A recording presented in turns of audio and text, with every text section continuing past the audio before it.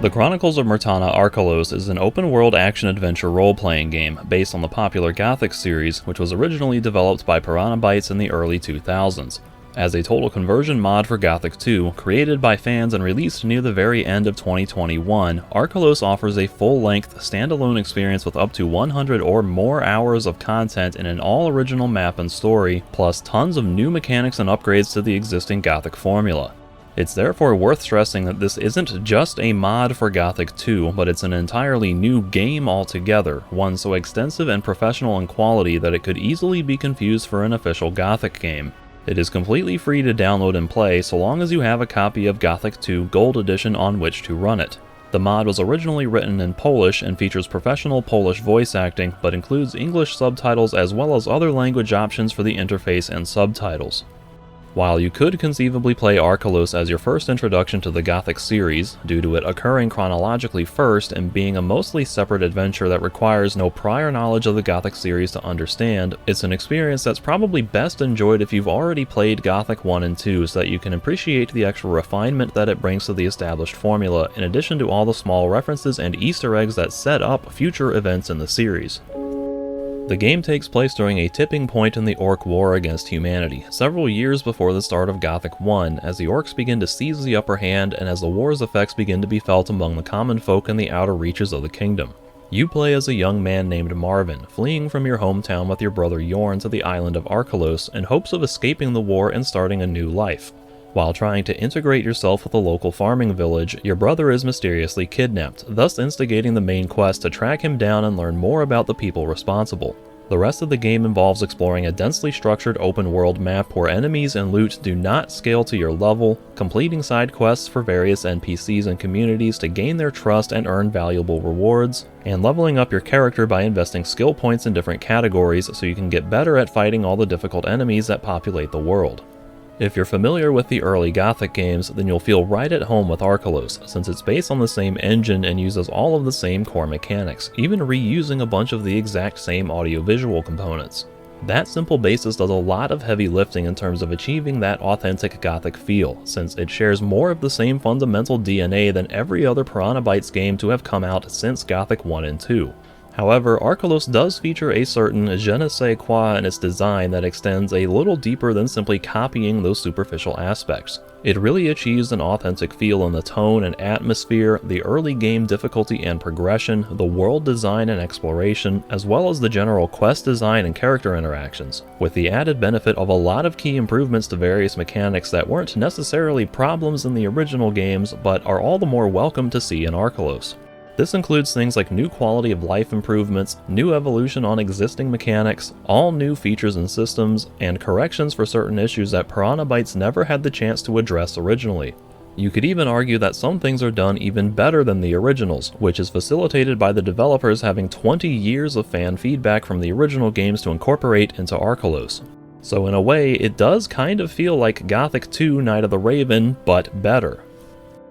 But with that being said, is it actually a better game than Gothic 2? In terms of scope, ambition, content, features, and innovations, sure, I think it absolutely is. But in terms of overall enjoyability, for me, I'm not so sure. Because despite the impressive amount of effort and overall quality to everything, especially for a team of volunteers who I presume were creating the game largely in their spare time and at their own expense, while offering the game to everyone completely free, I do feel that there are a few ways in which Archolos strays from the successful Gothic formula that I love so much, with a few aspects that I feel aren't quite as good as the originals, or that otherwise sour my overall enjoyment a little. So I don't think I can actually rate it as being the best Gothic game. Bear in mind that Archolos' praises have been sung high and low already by fans who voted it overwhelmingly as the best mod of 2021 and the best modern mod of recent memory, leading to it being dubbed the mod of the decade on ModDB. Quite simply, you don't need me to tell you that the game is good and worth playing. If you know and like the original Gothic games, then of course Archolos is worth playing because it's basically the exact same game but with tons of new features and content. They're so similar that, at a certain point, me articulating what makes Archolos a good game is just me reviewing Gothic. which is not really specific to Archolos, and so I don't want to just rehash those same points I've been making over and over again in various written articles and videos for the last 14 years. And at least to me, it's not very interesting for a review to just reiterate all the ways that a game is exactly like something that came before, while all of the new stuff that it brings to the table should be self-evident without me having to point it all out. So to me, the more interesting aspect is to discuss the ways in which it's not like Gothic and why I would have a hard time rating it as the better game. This review is therefore going to be a little more critical than your average hype train praise-a-thon, but I need to stress that I'm not saying any of this to ridicule the hard work that its creators put into it. Their effort is extraordinary and deserves the utmost respect I can give. I just think the game has some issues that I wish could have been better, and they only bother me because the game is so good overall that they stand out as blemishes on what I believe could have been a perfect, or at least near perfect game. As always, I will try to be impartial by considering every possible angle and perspective when I can, but at the end of the day, I can only speak to how the game played out in my experience, which may not reflect everyone else's experience universally. Please note that I have talked about Archolos at length already in 3 previous videos, not including my obvious April Fool's joke, which I did slip a few legitimate criticisms into, and so I don't want to repeat too many things that I've already mentioned elsewhere unless I feel it becomes relevant to some greater point I want to make here. This review is not really meant to be a comprehensive analysis of every little thing in the game, in other words, but will instead be more of my final thoughts after finishing the game twice, while trying to focus on what I consider to be the main important subjects. I will try to phrase and edit this entire review to avoid major spoilers pertaining to the story and main quest, with adequate warnings before getting into any of that, but there will still be plenty of minor spoilers for less significant things, like specific side quests and other bits of optional content. So while I think you could watch this review before playing the game and not have your enjoyment adversely affected by it, you still might want to be careful depending on how sensitive you are to spoilers. If you don't want to watch the whole review, since it is fairly long, then I would encourage you to at least watch the conclusion where I summarize all of the main points I make in the main body before delivering my final judgment.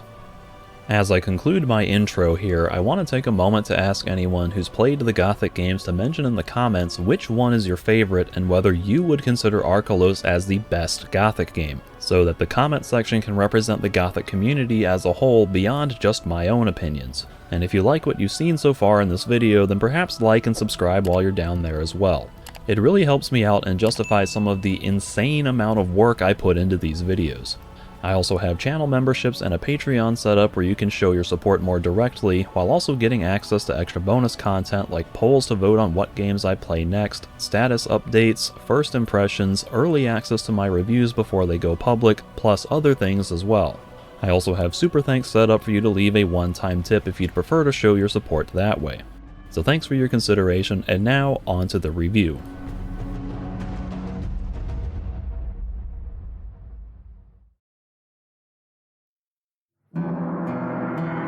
As I've said repeatedly throughout my previous Archolos videos, the story, and by association the main quest, is one of the things I take the greatest issue with. It has laudable aspects that I enjoy, of course, but its implementation, and namely its pacing, served as a major detriment to my overall enjoyment of the game, to the point of making me actually want to quit playing at times. For me, the game was off to an iffy start from the very beginning, with a main premise that lacked any kind of concrete momentum or direction to motivate gameplay progression. It's supposed to be more of a grounded scenario in which you are simply a war refugee trying to start a new life in a place that isn't very accepting towards outsiders, during a time of high political tension on account of the Orc War and the strain that the island has been experiencing while trying to accommodate the king's demands in the war effort. The game's marketing is very clear that you are not the chosen hero, and so your main quest to start the game is not to defeat some evil archdemon or save the world from the armies of darkness, but instead it's just to figure out a way to earn a living among society,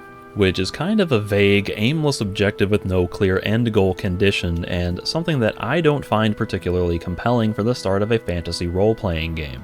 But that's all fine and well if it leads somewhere interesting. However, in this case, that setup gets quickly replaced with a series of sub-goals to nurse and monitor your older brother Yorn, who's portrayed as a rash, stubborn imbecile the entire time by blindly charging off into dangerous woods at night, potentially by himself, under-equipped with only a vague memory of where he's going, which leads to him sustaining a life-threatening bloodfly sting that requires a bunch of tedious runaround on your part seeking out cures to keep him alive. And then with Yorn insisting on running all over the village while he's supposed to be resting as he gets into assorted shenanigans like practicing sword fighting and overindulging in wine. This is in addition to insisting that you help yourself to your uncle's belongings without his consent. And then he goes missing, seemingly abducted by two mysterious strangers who carried him off towards the city, thus triggering the overarching main objective that lasts for the next 75% of the game, which is to find Yorn.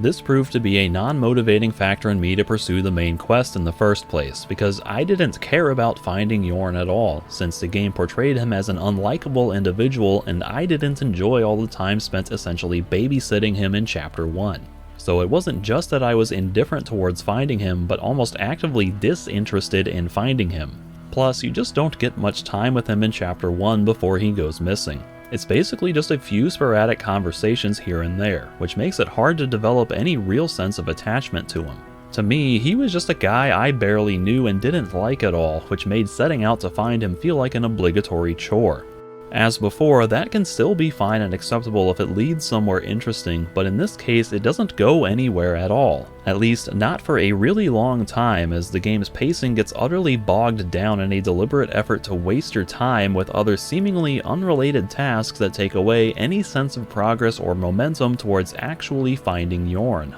Because despite everything the game tries to tell you about how finding Yorn is supposedly your highest priority and Marvin's primary motivation for the bulk of the game, that's not really what the story itself is about.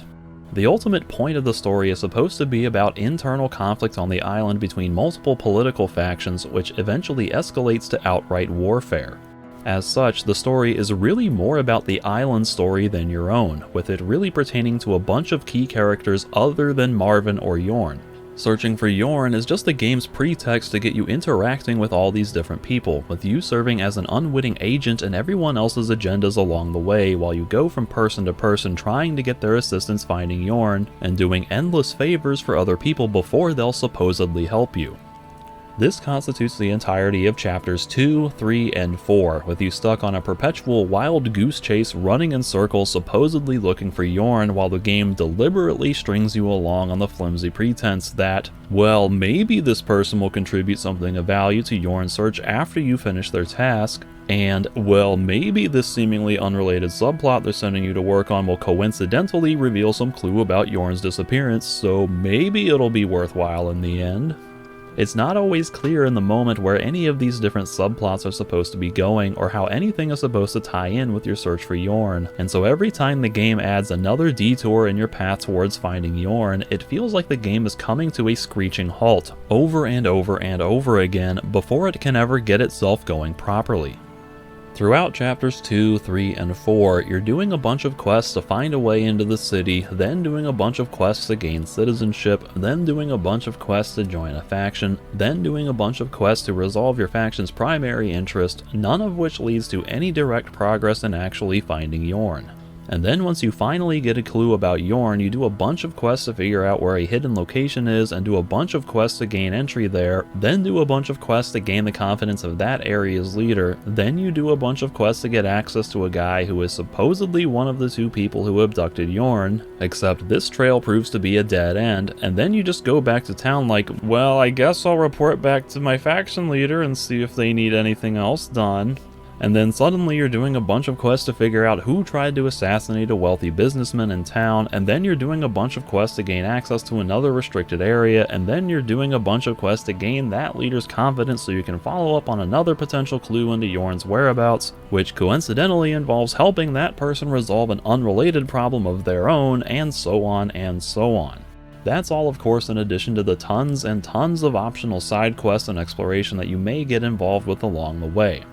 The quests themselves are generally pretty fun and engaging when just considering them by themselves, but they make the whole main questline feel like a series of random, disjointed side quests that have been strung together with no greater sense of purpose or escalating momentum. And the longer this went on, the more annoyed and frustrated I became with the stagnant pacing that felt like the story was never going anywhere. The whole thing suffers a bit of Witcher 3 syndrome, where you're presented with a time-sensitive main quest of seemingly utmost importance, wherein your brother is not only in danger from the people who took him, but also the bloodfly venom running through his veins, for which you have the cure that you didn't get a chance to administer. And so you're not just trying to rescue him from his captors, but also get the treatment to him in time. And yet, the open world gameplay design incentivizes you to take your sweet, leisurely time looking for him because it's in your best interest to do as much side content along the way that you care to do, to ensure that you're seeing as much of what the game has to offer, and also to make sure you're improving your character sufficiently so that you can handle all the difficult challenges that have been thrown your way from the very beginning. Meanwhile, the side quests don't always synergize well with the pacing of the main quest, meaning that many of them don't seem to be born out of whatever the main problem of that chapter is, which becomes more and more problematic as the game goes on when your attention should be more focused on solving the bigger, more pressing issues. Like in Chapter 3, you're supposed to be following your first major clue towards finding Yorn, or you could instead run all over the island making a ton of arrangements to help some random guy you just met try to win back the affection of a woman he regrets leaving. Or in Chapter 5, you're supposed to be preparing for a lengthy expedition into uncharted lands for extremely spoilerific reasons while time is supposedly of the essence. Or you could instead get involved with this elaborate plan to help the rock band In Extremo put on a theatrical performance for their next concert before they get incarcerated in the mining colony of Corinus. These are really fun quests that I was glad to do, of course, but they're not even tangentially relevant to anything that's going on with the story in those chapters. Other side quests would just seem to be straight up more important in the grand scheme of things, like when it comes to investigating a potential orc invasion and doing what you can to protect the safety of the entire island, all to the point of making the main quest to find Yorn seem like an irrelevant afterthought. Which it was for me, honestly, since I found all the side content much more entertaining than the main quest for the first few chapters. But there would always come a time when there was nothing left to do but advance the main quest, and that aspect always proved frustrating when I'd be like, alright, I'm finally gonna go look for Yorn, and then the game would perpetually force me to do something other than look for Yorn, because even the main quest doesn't seem to want you to focus on finding Yorn. It really seems like the main quest should have been established a little differently so that there's a little more leeway in the pacing to excuse or justify why you spend so much time on optional side content when Yorn's life is supposedly in danger. Like, it actually becomes meta and self-referential how often Marvin or other characters remark on why you're spending so much time bothering with all these frivolous side quests when you should be looking for your brother instead.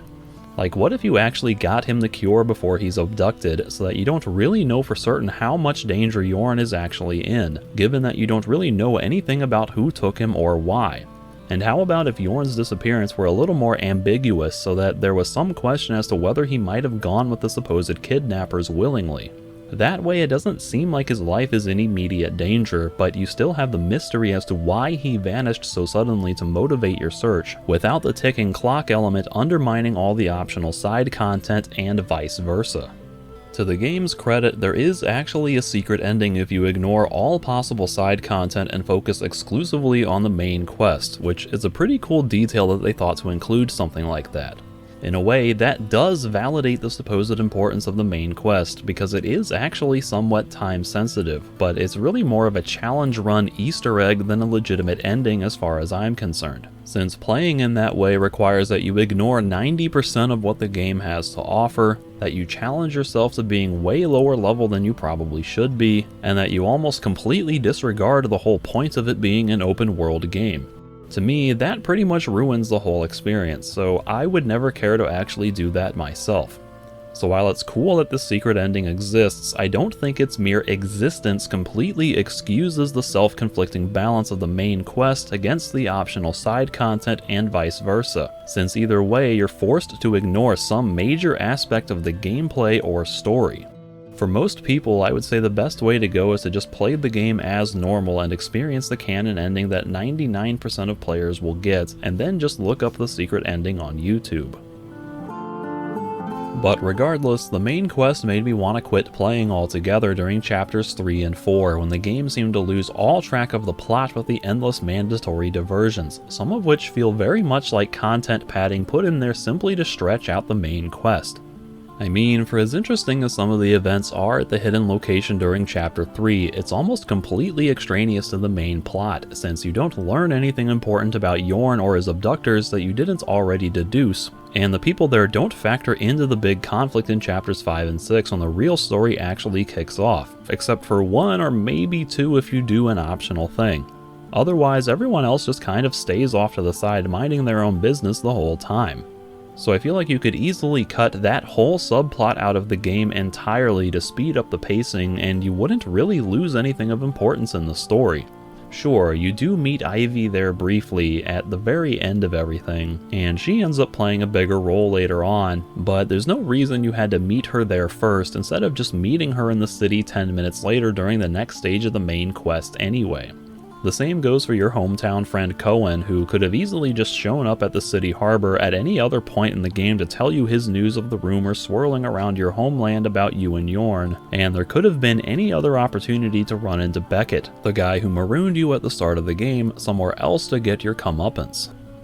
It's not until the very end of Chapter 4, going into Chapter 5, that you make any concrete headway towards actually finding Yorn, when the real story about the boiling tensions between the island's various political factions actually begins in proper. And by that point, the game is very nearly over, since it only lasts 6 chapters in total, and Chapter 6 is incredibly short, possibly even entirely optional depending on your choices. Meaning you only really get one full chapter near the very end of the game with meaningful plot. All the stuff in the main quest leading up to Chapter 5 is at worst a red herring meant to distract you from the real story by making you focus so much on finding Yorn, and at best merely groundwork exposition to set up the central conflict, which only comes about in the game's climax. While there is some benefit to having a slow burn story with a lengthy exposition, since Archolos does give you a lot of opportunity to become familiar with the story's main players and learn about all the rich backstory for the world, so that the conflict actually means something once it rears its head, I just think it takes way too long to get to the point of where the story is ultimately going. In my case, it was 122 hours before I got to that point at the start of Chapter 5, which is an absurd amount of time for a story to finally get to any sort of inciting incident or central conflict. I made a note about 70 hours into my playthrough that I was starting to feel bored waiting for the story to start, and it became a damning realization that after 70 hours of Gothic 1, you would already be long finished with the entire game, which has arguably the best story of any Piranha Bytes game, and that after 70 hours of Gothic 2, you would likely be nearing the end if you weren't finished with it already.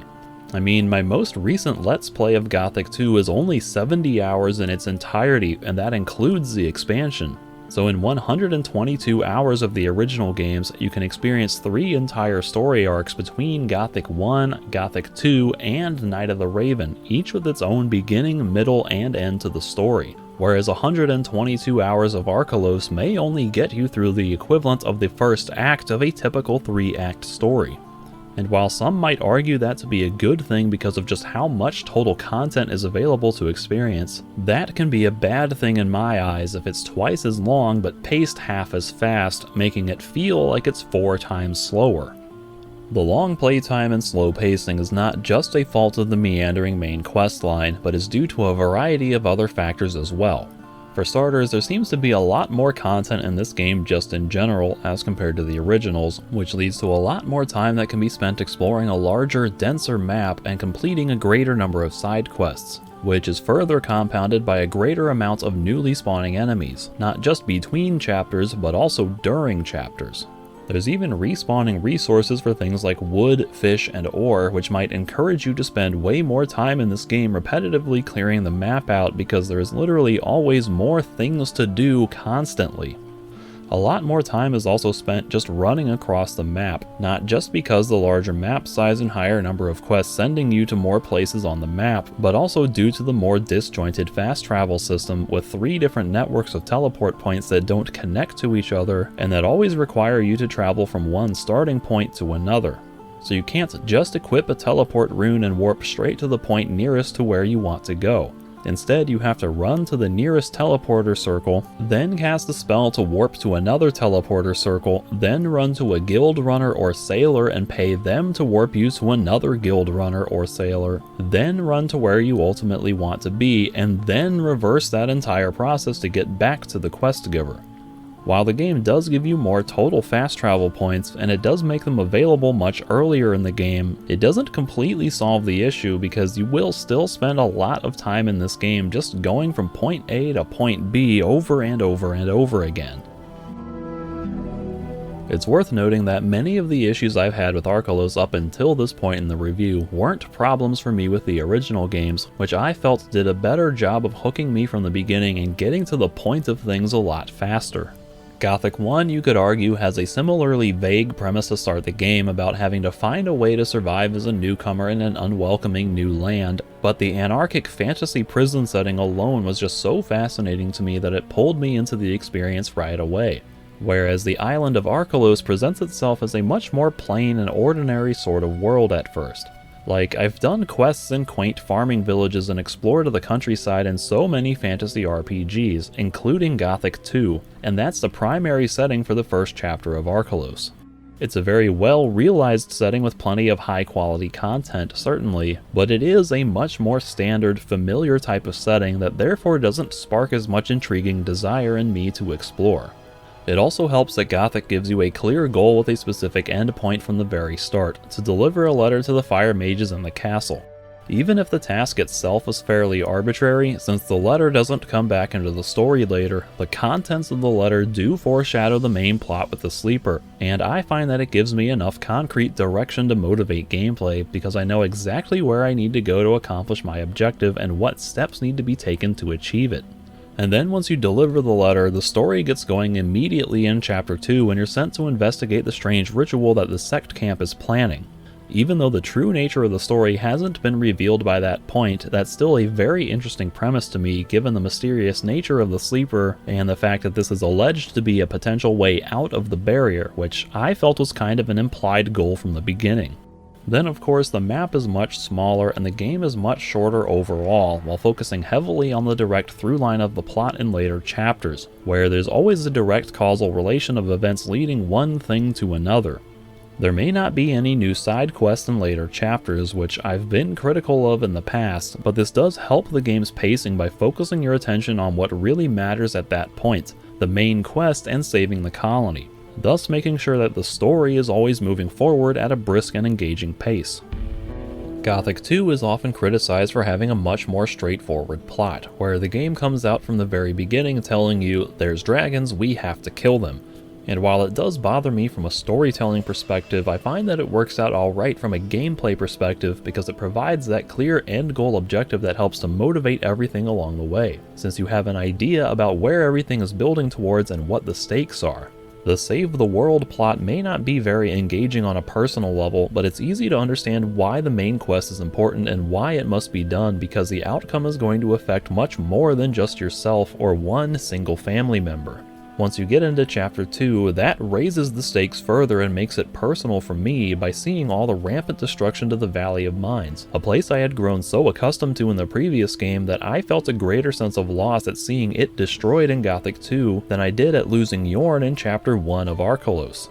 And although it does have a lot of tedious runaround with doing sub-goal favors for other people before you can get on with actually fighting the dragons, it's easy for me to buy into why you go through with all of that because it's understandable that people wouldn't believe you and would want proof of your claims, and each step in the process does contribute directly towards reaching the point where you can fight the dragons.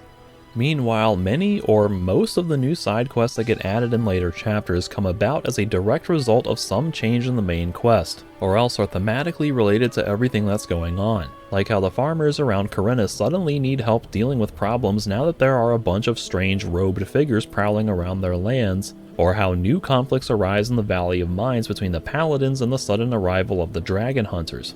In this way, side quests that don't technically count towards your overall progress through the game's story still feel like they're contributing in some way.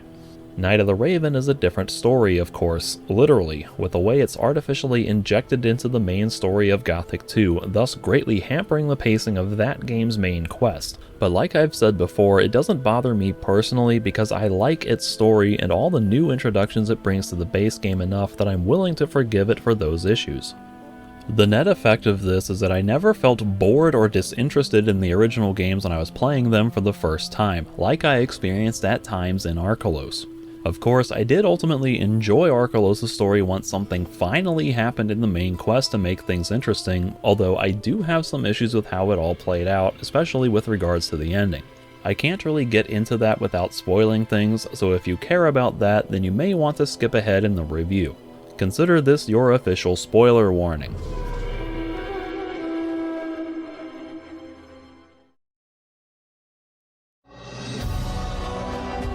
So you finally find Yorn and learn that he was literally tortured to death at the hand of Volker and his men, whom you are working for throughout chapters 3 and 4 to bring justice to his would-be assassin, because he thought that Yorn was a member of the Ring of Water due to him apparently having a suspicious aquamarine ring. You then team up with Kessel, a member of the Ring of Water, to learn more about what Volker is planning and get revenge on him for killing Yorn and other members of the Ring of Water, when you suddenly get attacked by Volker's men and wind up hospitalized in the Monastery of the Water Mages. This sets up Chapter 5, where the main quest shifts to planning a lengthy expedition into the Vardal ruins to find a mythical artifact of Adanos, a sword known as the Peacemaker, in order to convince the Water Mages to use their influence to intervene against Volker. Upon gaining the Peacemaker, you learn that its powers are of no use to you, in what constitutes the game's single biggest "you are not the chosen hero" moment when Marvin offers to try his hand at wielding the sword's power to no avail. But then you're ambushed by Ulrich, leader of the Wolf's Den, who are descendants of the indigenous people of Archolos before it was forcibly colonized by the Myrtanian kingdom, whom you had helped to reclaim their silver mine during your investigation into Volker's assassination attempt.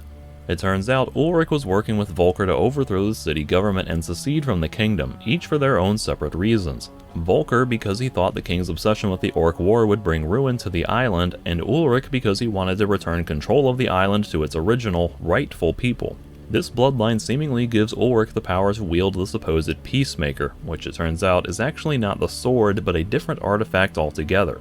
This leads to an all-out assault on the city, now burning into ruins with you frantically racing through the streets trying to help or thwart people along the way in your effort to stop Ulrich and Volker, either due to your own sense of justice in saving the city you've come to view as your new home, or out of a sense of revenge for both of them betraying you and your brother. Throughout these chapters you're put through some really unique gameplay sequences that either haven't been done in a Gothic game before, or else provide some unique twists on things, which is a big part of why I finally got interested once the game turned to Chapter 5. I really like the sequence when you're recovering in the monastery, for instance, because they take away all your equipment and force you to solve problems while using a more limited toolset, based on items that have been placed throughout the level. In that way, it becomes more of a pure adventure game where you're trying to solve basic puzzles to get things done. Although each puzzle only has the one available solution, which you could argue is restrictive for an RPG, I still like the logic involved with trying to deduce those solutions. This sequence also has the moment when you get shrunken down and have to run around the tops of bookshelves dodging maggots and figuring a way to safely navigate your way down to the floor, which is completely bonkers for these games and shows a lot of creativity that just had me smiling the entire time. I also like the story presentation here, where your character is mortally wounded and you get to feel that through actual gameplay, with Marvin going from hobbling around with an extreme limp to walking progressively better and better as his condition improves. It's a pretty heavy-handed, heavily scripted story sequence, all things considered, which I ordinarily wouldn't care for because it tends to break the immersion when you're forced into these kinds of heavily restrictive scenarios. But with this being such a special case that happens at a critical moment in the story, I was perfectly willing to play along with the scenario. Then we've got the Vardal Ruins, which is fairly derivative of the final dungeons from Gothic 1 and 2, but it has some decent structure to it with some actual puzzles, which I really appreciate for the mechanical gameplay variety to be interacting with the environment, manipulating the state of things to find your way forward, versus the usual affair of just fighting stuff and talking to people or whatever as you get up to in most of the ordinary gameplay. Most of the puzzles are based on existing mechanics already seen in the previous games, but they're given new functionality with a few clever twists, some offering a decent amount of challenge and others being a little straightforward to solve, but I still enjoy them all the same. The dungeon itself, while not as big or labyrinthine as the Temple of the Sleeper, offers some amount of non-linear side paths to explore so that it can feel like a more extensive challenge to navigate than just walking down a giant corridor like the Halls of Yrderath basically are. So there's an alluring sense of progression involved with unlocking various passages and figuring out the correct way forward. The atmosphere is pretty good too, with everything being bathed in pitch black darkness until you light torches to provide some low-level ambient light that accentuates the decrepit state of things and the fact that this is supposed to be a dark and mysterious place. I also like getting to go around the map cashing in favors from people you've done quests for previously to get extra supplies to use for this dungeon, which acts as the game's point of no return, since that shows a practical effect for relationships you've built over the course of the game. Likewise with choosing who to bring on the expedition, where you can choose people you think are good friends or good fighters, and where some characters can get extra special scenes depending on whom you choose to bring. But getting back to the story, the actual plot that happens in chapters 5 and 6, with Volker, Ulrich, and the Water Mages is all way more interesting to me than the Find Yorn premise that lasts for the first 75% or more of the game, and so I wish there were more of this stuff happening earlier to drive this plotline more directly. There is some foreshadowing for some events which I appreciate, like how you can spot Volker in Silbach before Yorn goes missing, and how you can actually find Yorn's aquamarine ring in Kurt's hut if you think to sweep up the rubble, or how you can see Volker's men trying to recruit more foot soldiers at various locations throughout the main quest progression, or how some of Volker's metaphorical dialogue during your first meeting directly prefaces what will eventually happen. There's no way to understand the importance of these things as they're happening, however, so they don't really help to alleviate problems with the dreary tedium of endlessly searching for Yorn. But they're neat little details to note on replay once you know where the story is ultimately going and can make those connections more proactively. You likewise get plenty of opportunity to learn about the island's history with regards to Volfzak, its original ruler, the war between Volfzak's people and the Myrtanians, and the legacy of the Vardal ruins, where the last battle was fought and Volfzak's remains are entombed, among other things like the influence of Adanos on the island's population and how that affects the Water Mages, which are told through a variety of media like dialogue and quests, history books, diary entries, and so on. So even though Ulrich and company aren't a very prevalent presence on the island until chapter 4, and then they don't really do anything important until the end of chapter 5, you're always aware of their existence, and so their eventual involvement with everything does make sense. The problem, I think, is that you don't have much active involvement with any of this stuff, and so it always feels like periphery details the entire time, and then you don't really learn what people are actually doing or why anyone is doing what they're doing until very late in the game, which makes the story seem to come out of nowhere quite suddenly. It's like the story is happening around you the whole time, but the game isn't exactly telling you this story until the big reveal at the very end. Volker, for instance, is supposed to be the ultimate villain and serves as the literal final boss to the game, and yet you don't even properly meet him until almost chapter 4, more than halfway through the game, and then he suddenly becomes the main bad guy one chapter later, which the game doesn't even do a very good job of explaining at first. You just have to take Kessel, a guy you just met, at his word that Volker is evil and up to no good, which I found especially confusing when Volker's man Zox, whom I didn't even remember because it had been so long since I met him and it was just for a single one-off conversation, was trying to pin Yorn's death on Kessel, and then when Marvin and Kessel started talking about Yorn's Ring of Water ring as if it was a known fact when its existence was completely unknown to me as a player, because I never thought to sweep up the trash in Kurt's hut in chapter 1, and thus I never found it in the first place. That made the whole seeking revenge against Volker prospect dubious to me because I didn't really care about Yorn to begin with, and I wasn't certain to what degree Volker was even responsible. It wasn't until his men later tried to kill me that I started to feel any personal motivation to take out Volker, but by that point it didn't really feel like a betrayal because I didn't know Volker that well in the first place. I therefore think the story could have benefited a lot from keeping Yorn around longer and making Volker a more prominent figure earlier in the story. What if, for example, you get the cure for Yorn in chapter 1 while you're still in Silbach, but then your uncle Kurt recommends that you two head to the city and seek citizenship there because he can't afford to keep housing you guys in the village. As you later find out in Chapter 5, Kurt is actually the one who innocently sold Yorn out to Volker due to the cash reward for reports on aquamarine rings, so he could be motivated to send you to Volker, who has enough wealth and influence to help you out if you can get on his good side, or secure a loan to help you get started in your journey to finding a living in the city. Maybe then Yorn could be involved with numerous quests in which you work together to find a way into the city, and then work together to seek temporary lodgings while you try to gain an audience with Volker, and perhaps even work together on Volker's first task to gain his favor. Maybe you actually get on good terms with Volker in the process and can be teased that he has big plans for the future and that you can be first in line for a more prosperous future if you stick with him.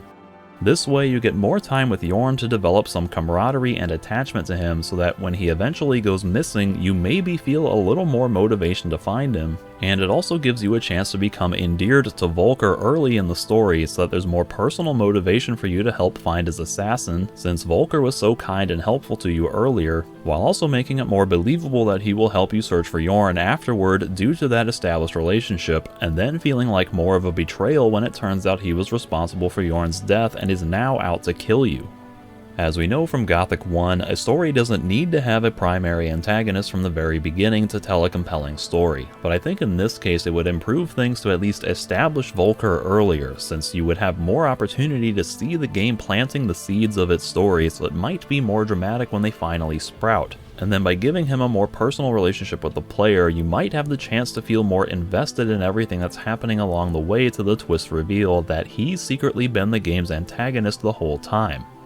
In fairness, I do like Volker's characterization, where he isn't just a stereotypical evil a-hole who's bent on world domination or whatever. He's that classically good villain who believes they're doing good in the world, since he's ultimately trying to look out for Archolos' security and prosperity while the kingdom of Myrtana appears to be crumbling under the weight of the Orc War. With more of the island's population and resources being sent to fight a losing war, he's worried that Archolos will soon perish along with the rest of the kingdom. So by executing a coup on the city's ruling class, he can focus on doing what he believes is best for the island's own interests. He even specifically goes out of his way to close off the poor district of town during the attack in an effort to ensure their safety, because he doesn't want the city to suffer any unnecessary deaths or destruction. Ulrich is in a similar position where he just wants to return control of the island to the descendants of its original rulers, before it was overrun by foreign invaders who forced them to abandon much of their cultural heritage as a population was killed or assimilated. So the two main villains actually have virtuous goals from a certain point of view. It's just their methodologies involving mass killings and the destruction of the city that make them villains. The story dealing with themes of class warfare, social injustice, heritage, xenophobia, economic entrapment, politics, war, the consequences of war that affect regular everyday people, concerns about the kingdom and the island's future, etc., are all likewise something I can get behind because those subjects are much more relatable than defeating the embodiment of an evil god or slaying dragons. The world building that goes into setting up these plot points is really good too, with making it all feel surprisingly rich and complex. The story itself may be pretty bare bones throughout the first 4 chapters in terms of the overall point of what you're doing in each of the quests, before any of this stuff becomes a focal point, but all of these different themes are established early in the game and get reinforced through all the various interactions and side quests that you get involved with along the way. Even though I never really cared about finding Yorn and didn't care about getting revenge on Volker, there was a part of me that cared when the city was under attack, because I'd grown so attached to it and wanted to help as many people as I could.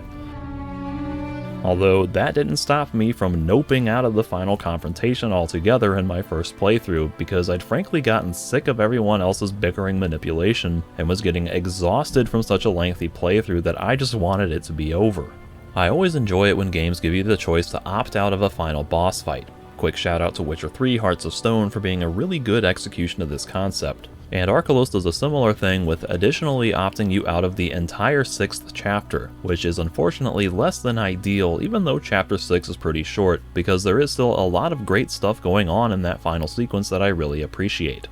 Having the game's finale be in the city instead of an ancient mythical dungeon somewhere resonates more strongly, since the city represents something you actually know and perhaps have grown fond of during your adventures, so it's more emotionally moving to see it in flames and partially ruined. That practical change establishes more realistic stakes for where the story may actually wind up, and hits closer to home, literally, in a similar way as it feels in seeing the ruined Valley of Mines in Gothic 2 after getting to know it so well in Gothic 1. It's also neat how this sequence shows lasting consequences for various role-playing decisions you made earlier in the game, with so many characters and events coming back to affect your route through the city, as well as in the final end screen slideshows. This is another thing I usually appreciate in RPGs, because it helps to tie a ribbon on the whole experience by showing lasting outcomes for so many things you encounter throughout your entire adventure, beyond the limited scope of the actual gameplay. It also adds extra significance to the full journey by coming back to so many characters and situations that you encountered early in the adventure, which are now affected in some way by the outcome of the main quest. And at least in my case, I found myself surprisingly invested in these outcomes, much more than I did with the ending slideshows for Gothic 3 or Elix, for example, which speaks to the quality of the world building and the storytelling overall that I actually cared about these things in the end and found myself emotionally moved by some of the resolutions.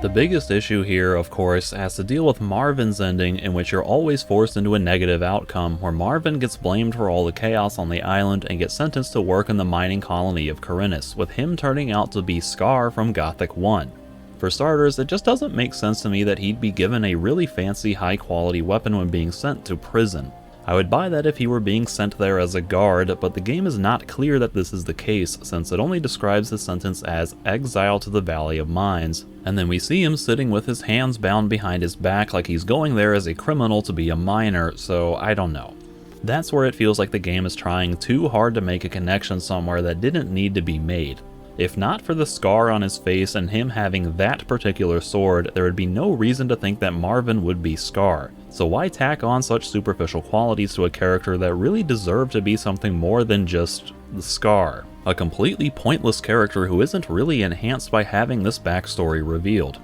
In a way, it actually kind of ruins Marvin's character for his ultimate lot in life to be a generic filler NPC with barely any dialogue who gets beat up and robbed by some nameless low-level scrub in Chapter 1 of Gothic, and then dies like a pathetic loser, either then or later in Chapter 5. Then there's questions as to why Marvin wound up as a high-ranking member of the Old Camp. I guess he must have made strong connections with Gomez if that's who he's paired with in the final cutscene. But with Riordan and the Water Mages later becoming trapped in the barrier, he might have good reason to team up with them given their history together. I mean, he seemed to really trust Riordan and may have even joined the Ring of Water on Archolos depending on your choices. I would think he might even identify with Lee as someone else who was wrongfully imprisoned and had their death sentence commuted to a life in prison. So to me, it makes way more sense for him to be a mercenary in the new camp. Like, what if Marvin had become Auric, that one mercenary that hangs out with Lee and doesn't have any real involvement with anything? They would just have to give Marvin a different face and come up with an excuse for why he changed his name. Or just call him Auric from the start. Even that would still probably feel like a pointless shoehorn, but I'd be willing to buy that much more than him becoming Scar.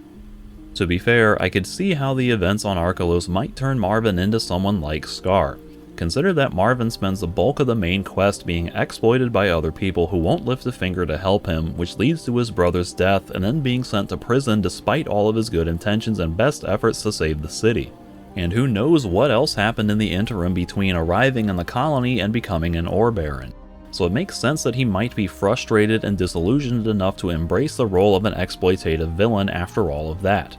But if that's the case, then I would like to see more of that fall from grace happen in the actual story of this game instead of just being implied off-screen between games. As it is, this change is just not explained satisfactorily in the actual game, and that's why the ending doesn't really work.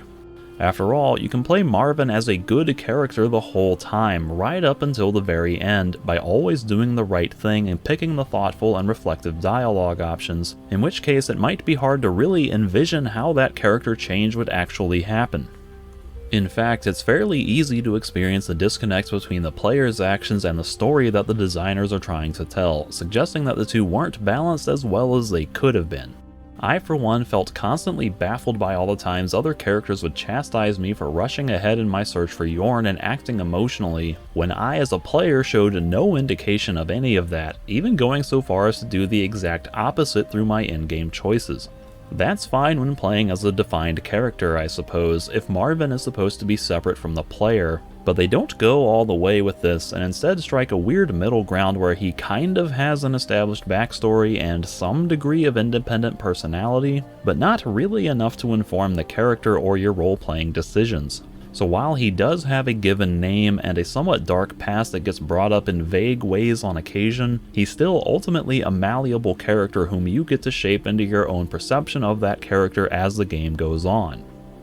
That is, at least, until the game tries to force a particular interpretation on you, like with locking you into a certain ending from the very start with no ability to influence that outcome yourself. Which, by the way, makes the official marketing on the official website that you decide your fate utter BS. You can influence other people's fate, but absolutely not your own. The only way that statement makes any sense is if they're counting the Save Yorn speedrun ending as a real ending. Which I guess it technically is, but I mean, come on, that's not a realistic option for anyone. And does decide your own fate really mean asterisk fine print if you do this one very specific thing with little room for error?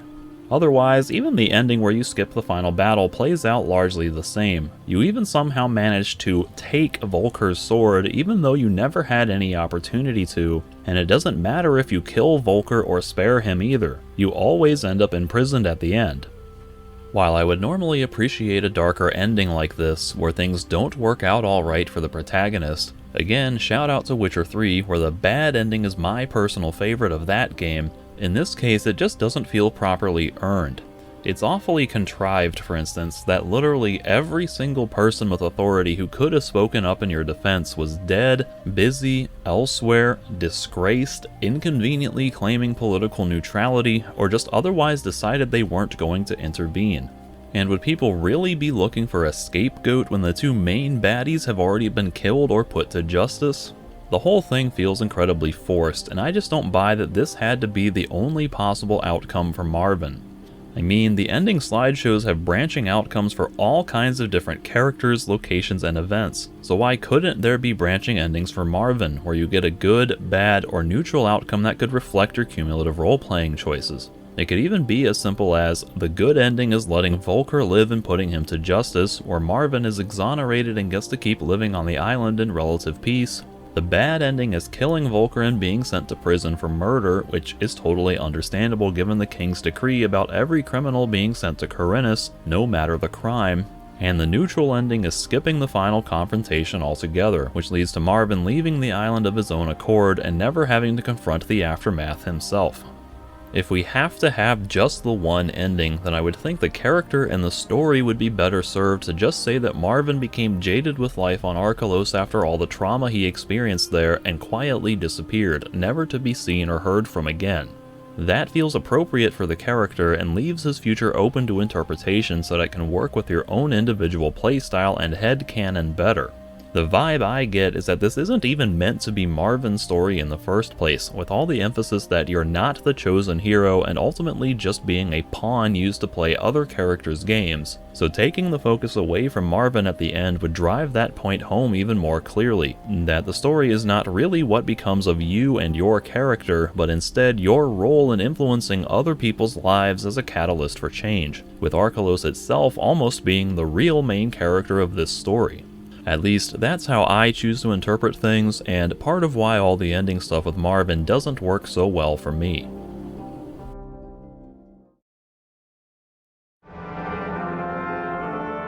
Apart from those structural issues with the main quest, Archolos' quest design proves generally satisfying in the same kind of way you would expect from a Gothic game, thanks to the immersive lack of overt guidance systems like mini-maps and objective markers telling you where to go at all times, instead requiring you to follow instructions, explore the environments, and use logical deduction to figure things out. Like when a merchant tasks you with selling specialized goods around town, you have to think who might be the most likely buyer for each specific type of item, and then try your options to see what works and what doesn't. This is how the Gothic games have always done things, so it's no big feather in Archolos' cap to follow this same procedure, but the mod hits an ideal sweet spot with providing enough clues that you can follow along with what's expected of you without making everything blatantly obvious, so that you can feel the satisfaction of actually solving these quests on your own. There are exceptions, of course, like with some being so incredibly vague that you have to resort to covering tons of ground and lots of trial and error as you search for a solution, and others being so on the nose with the journal straight up telling you exactly what to do, with zero room for any other interpretation, but for the most part I found them to be pretty reasonable. The actual content of these quests is often relatively simple and straightforward, but there's usually a good narrative justification for why you should be doing these things, at least so long as you ignore the implications of the main quest. For example, the shepherd wants you to find his missing ram, who's hiding somewhere in the village. The water mage wants you to gather some herbs for him, which are growing right outside the village. The alchemist wants you to post notices around town for him, so just run back and forth between his hut and the village, and so on. But you're a new refugee on this island and need to find a way to earn your keep, so it makes sense that people would assign menial tasks for you to complete, instead of setting you to some highly important task that they wouldn't trust a strange outsider with, or having you solve dark mysteries and saving the world from the get-go like a stereotypical video game protagonist. So while not the most exciting thing in the world, it's at least thematically appropriate for the situation and helps to ground the overall experience of you just being a regular guy trying to make ends meet. In that way, I find a lot of the quests to be immersive and atmospheric, which is further aided by most characters being given a decent amount of personality, with what I presume to be high-quality Polish voice acting, given that I don't speak Polish and therefore can't really judge it. Nie mogę się doczekać, aż jej spróbuję. Mam nadzieję, że ci posmakuje. Tylko się nie popasz. Jest jeszcze gorąca. Możesz mnie czegoś nauczyć? Tak, ale jeśli mam poświęcać czas takiemu żółtoziobowi, to muszę coś na tym zyskać. Zapłać, a nauczę cię podstaw kowalstwa. Ale naraz go dostanie to, na co zasługuje. Pójdzie do jego chaty i włoży gnój do łóżka. This helps to make them feel like real people, even if they ultimately serve no purpose in the gameplay except to dish out a single menial fetch quest. And even though you should intuitively understand that these tasks only exist to give the player things to do, they work pretty well as world building by painting a broad and comprehensive picture of what actually goes on in this world. Still, I could see people getting bored with these kinds of quests because they persist throughout the full game, with tons of them in the city, like sweeping trash up on the streets to help gain citizenship, and plenty of others that are just one or two step affairs where you're running from point A to point B and maybe also to point C to perform some simple task like talking to someone or fetching some item. There are even times in chapters 3, 4, and 5 where NPCs are still assigning you to mundane newbie-style errand boy fetch quests. It gets pretty ridiculous later on when the quests should be picking up steam towards the climax, when you're high enough level that you could kick everybody's ass on the entire island and should be developing enough of a reputation for people to take you seriously, and yet you still get stuck with the generic go kill X amount of basic enemies to prove yourself quests, immediately followed by go fetch X amount of people to guard a gate from monsters that you could easily handle yourself, which will require something as simple as fetching a pillow for a dude or fetching a hangover cure for another dude. They're not all like that, of course, but there's a fair number of them spread throughout the whole game, so they do start to add up over time. Otherwise, the quests do become more elaborate with more complex scenarios that involve a long process with multiple non-linear steps, which can lead to branching outcomes depending on your role-playing choices, or else they tell an interesting story with likable characters. A quest like the one to help Lutz get back together with his old flame, Martha, has fairly straightforward errand boy objectives with basically just talking to a few people and fetching a few items to prepare for a romantic, musically accompanied picnic in the orchard, but I find it entertaining because of all the character interactions you get along the way, especially with Martha being an established character from the beginning of the game who's now getting developed further with a new quest. Plus, there's a musical cutscene involved, which feels a little weird to me being in a Gothic game, but it's so unique that it makes the quest worthwhile in the end. And then later you come back to check on Lutz and Martha and get yet more character development with them as they enter a new stage of their relationship that needs your assistance to smooth things over. In this case, the quest's gameplay mechanics aren't necessarily compelling on their own, but they're in service of an interesting story, which proves strong enough to make the quest extremely engaging. This example might be a step above the average quest in terms of its overall presentation, but I feel like it's reasonably representative of the writing quality that exists in the majority of quests, where there's usually a good story or fun characters to experience, so long as you're invested enough in the game's setting and atmosphere to care about those things.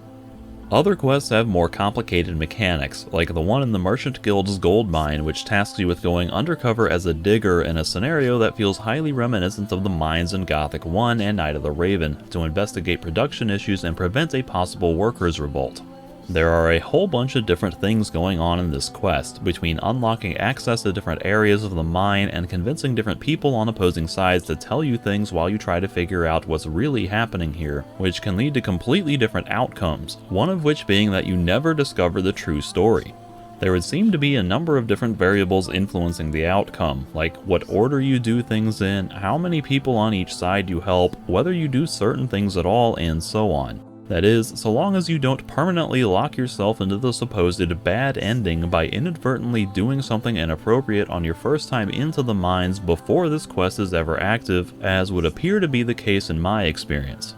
The whole quest can last over an hour, and it takes place within a really small, self-contained area with several unique gameplay mechanics, including a sort of fatigue system, limited durability on pickaxes, and a bartering economy based around gold nuggets, if you choose to engage with the optional side of just being a gold miner for your own benefit, which just goes to show how involved the whole thing can be. The quest also has a pretty good sense of intrigue with trying to solve the mystery by gathering clues and putting them together as you go through everything, so it's really fun the whole way through. Of course, if you get the bad ending, then the whole thing ends awkwardly and somewhat abruptly, but I guess that's to be expected with it being the bad ending. In fact, it would seem that most quests incorporate choices and consequences that can lead to these branching outcomes, be that different narrative resolutions and rewards, or even failing the quest altogether. These branching outcomes might be even more prevalent in Archolos than the original Gothic games in terms of the pure number of them. It really is astounding just how many quests have at least some kind of decision point, although it does get to feel a bit formulaic for many of the simpler ones, where the quest itself will follow a linear trajectory and then come down to a single dialogue choice at the end that either gives you more experience or more reward. Still, plenty of other quests and interactions have more substantial branches that will influence their entire trajectory and that may even affect things in later chapters. Like when you're trying to get information out of someone by poisoning them and levying the antidote against them, you have choices about whether to brew the poison yourself or seek someone else's assistance, what strength level to make the poison, whether to pour it into the person's wine glass or into the wine barrel, and if going for the glass, what you'll say to convince the server to give you access, and what you'll tell the person about the antidote and whether you'll let them live or not when all is said and done. Some of these are in fact false choices that don't actually affect anything, but it does matter whether you poison the glass or the barrel, how you convince the server, what you say about the antidote, and whether you let him live or not, with 2 of those decisions coming back to potentially affect things in later chapters, and the other 2 leading to different failure states where you have to try some other option instead or settle for a less ideal result. In that way, this quest and plenty of others throughout the game do a good job of instilling player agency within the world in terms of how quests and NPCs react to your decisions, thereby making the role-playing feel that much more rich and consequential. Unfortunately, there's a flip side to this where many quests and interactions don't give you realistic choices and instead force you into very specific outcomes, because in those instances the game is more interested in telling its own story than letting you tell yours. Sometimes this is done for a justifiable technical reason, but it's not always handled in the most natural or believable way, instead being done in a very blunt, ham-fisted sort of way. As an example, there's a quest in the city where you get conned by someone, where he arranges a secret meeting somewhere but then sends hitmen there to kill you. Now, your natural instinct after surviving the attack might be to return to the quest giver for revenge or compensation, but when you arrive at his hut, the door is mysteriously closed with a programming change to make it non-interactive. And yet you can see through the door that the guy is still there, so why can't you go in and confront him? The answer is because there's a new stage to this quest that comes up in a later chapter, where the authorities get involved with investigating claims made against you with regards to that incident, and so the game doesn't want you to interact with him until that point. But if that's the case, then why not just remove that character from the game completely until he becomes necessary again, so that he's just not there when you return? There could be a note on the door that says he's away on business temporarily, or there could be a journal entry or line spoken by Marvin about the guy disappearing, or they could even just put nothing there and let the player come to their own conclusions.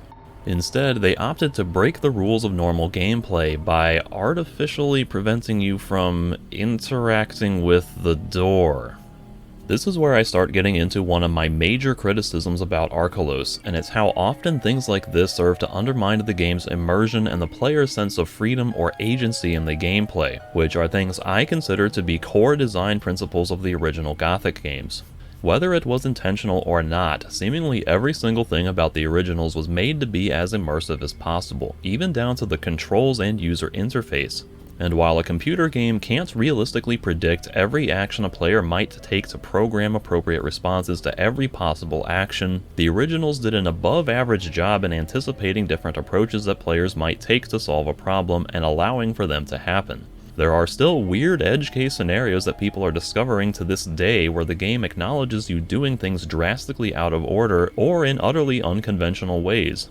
And even if they are relatively limited in scope compared to true immersive sims, without as much truly emergent systems-based gameplay and most solutions to things being specifically pre-programmed, they were good about not calling attention to their arbitrary limitations by making the various options and non-options feel plausible. It was pretty rare in the original games that I encountered something that made me go, well, that's dumb, why can't I do that? Whereas I find myself saying that a lot more often in Archolos. For example, there are tons of situations where you might want to beat someone up for any possible reason, be it as a show of force to get them to do something you want, or to take something they have that you need, or just because you don't like them and want to teach them a lesson, or to blow off steam. But then it turns out they're coded to be invulnerable to all damage, forcing you to either run away, let yourself get beat up, or reload a save. It would be understandable if this only happened with critically important characters that are necessary for the main quest, since even the originals did that, but it happens with all kinds of irrelevant filler characters and side quest NPCs too, where I would think it would be okay if someone died unexpectedly and the quest got cancelled. Even in quests where the ultimate goal is to kill every person in an area, the game will make them invincible until a certain point in the quest line to force you to play along with the entire script, exactly as the designers envisioned it from beginning to end, versus letting you handle things in your own creative way. I mean, what is even the issue with letting the player beat up a random no-name guard in front of a locked gate that you can't open anyway? Why are some characters invincible, others non-targetable, and others vulnerable as normal? Oftentimes, other NPCs that can be knocked down can't be killed, with Marvin just straight up refusing to follow your commands as he waves his arms at you. On the other hand, sometimes you don't want to kill random homeless people or refugees who attack you in the city, but they're programmed to be hostile enemies or whatever and die instantly without the usual need for the extra killing blow while they're down, forcing you into committing tons of undesired murders even if it was supposedly in self-defense. So it just gets annoying being in these situations where logical options are inexplicably taken away from you for seemingly no good reason. Some of the quests themselves are so dead set on you finishing them in a particular time and area that they forcibly teleport you back into the area if you start to wander away, or put up invisible walls to prevent you from backtracking. These instances are relatively few, but do I even need to explain why that's a bad thing in a Gothic game and why they shouldn't even be in the game at all? It just completely breaks the immersion every time you run into something like this. And while I'm sure the quest scripting sometimes necessitates these restrictions, like when the game needs to load a completely separate, highly modified version of the map for some major incident, like what happens at the end of the game and they don't want you free to wander into the unmodified, normal version of the map, or when allowing the player to backtrack might cause them to get stuck and unable to get back up to a location that required a black screen teleport to get to it in the first place, it would still seem like there are better, more immersive ways to handle these restrictions than just putting invisible walls up or teleporting the player back into the designated zone. Like on the beast hunt with Detloff, he could easily just force you into dialogue every time you try to leave the cave and say something like, "There's no turning back, we need to finish this now while we have the chance." Or Marvin could stop and say the same thing, possibly even with a cutscene showing him turn around in the process.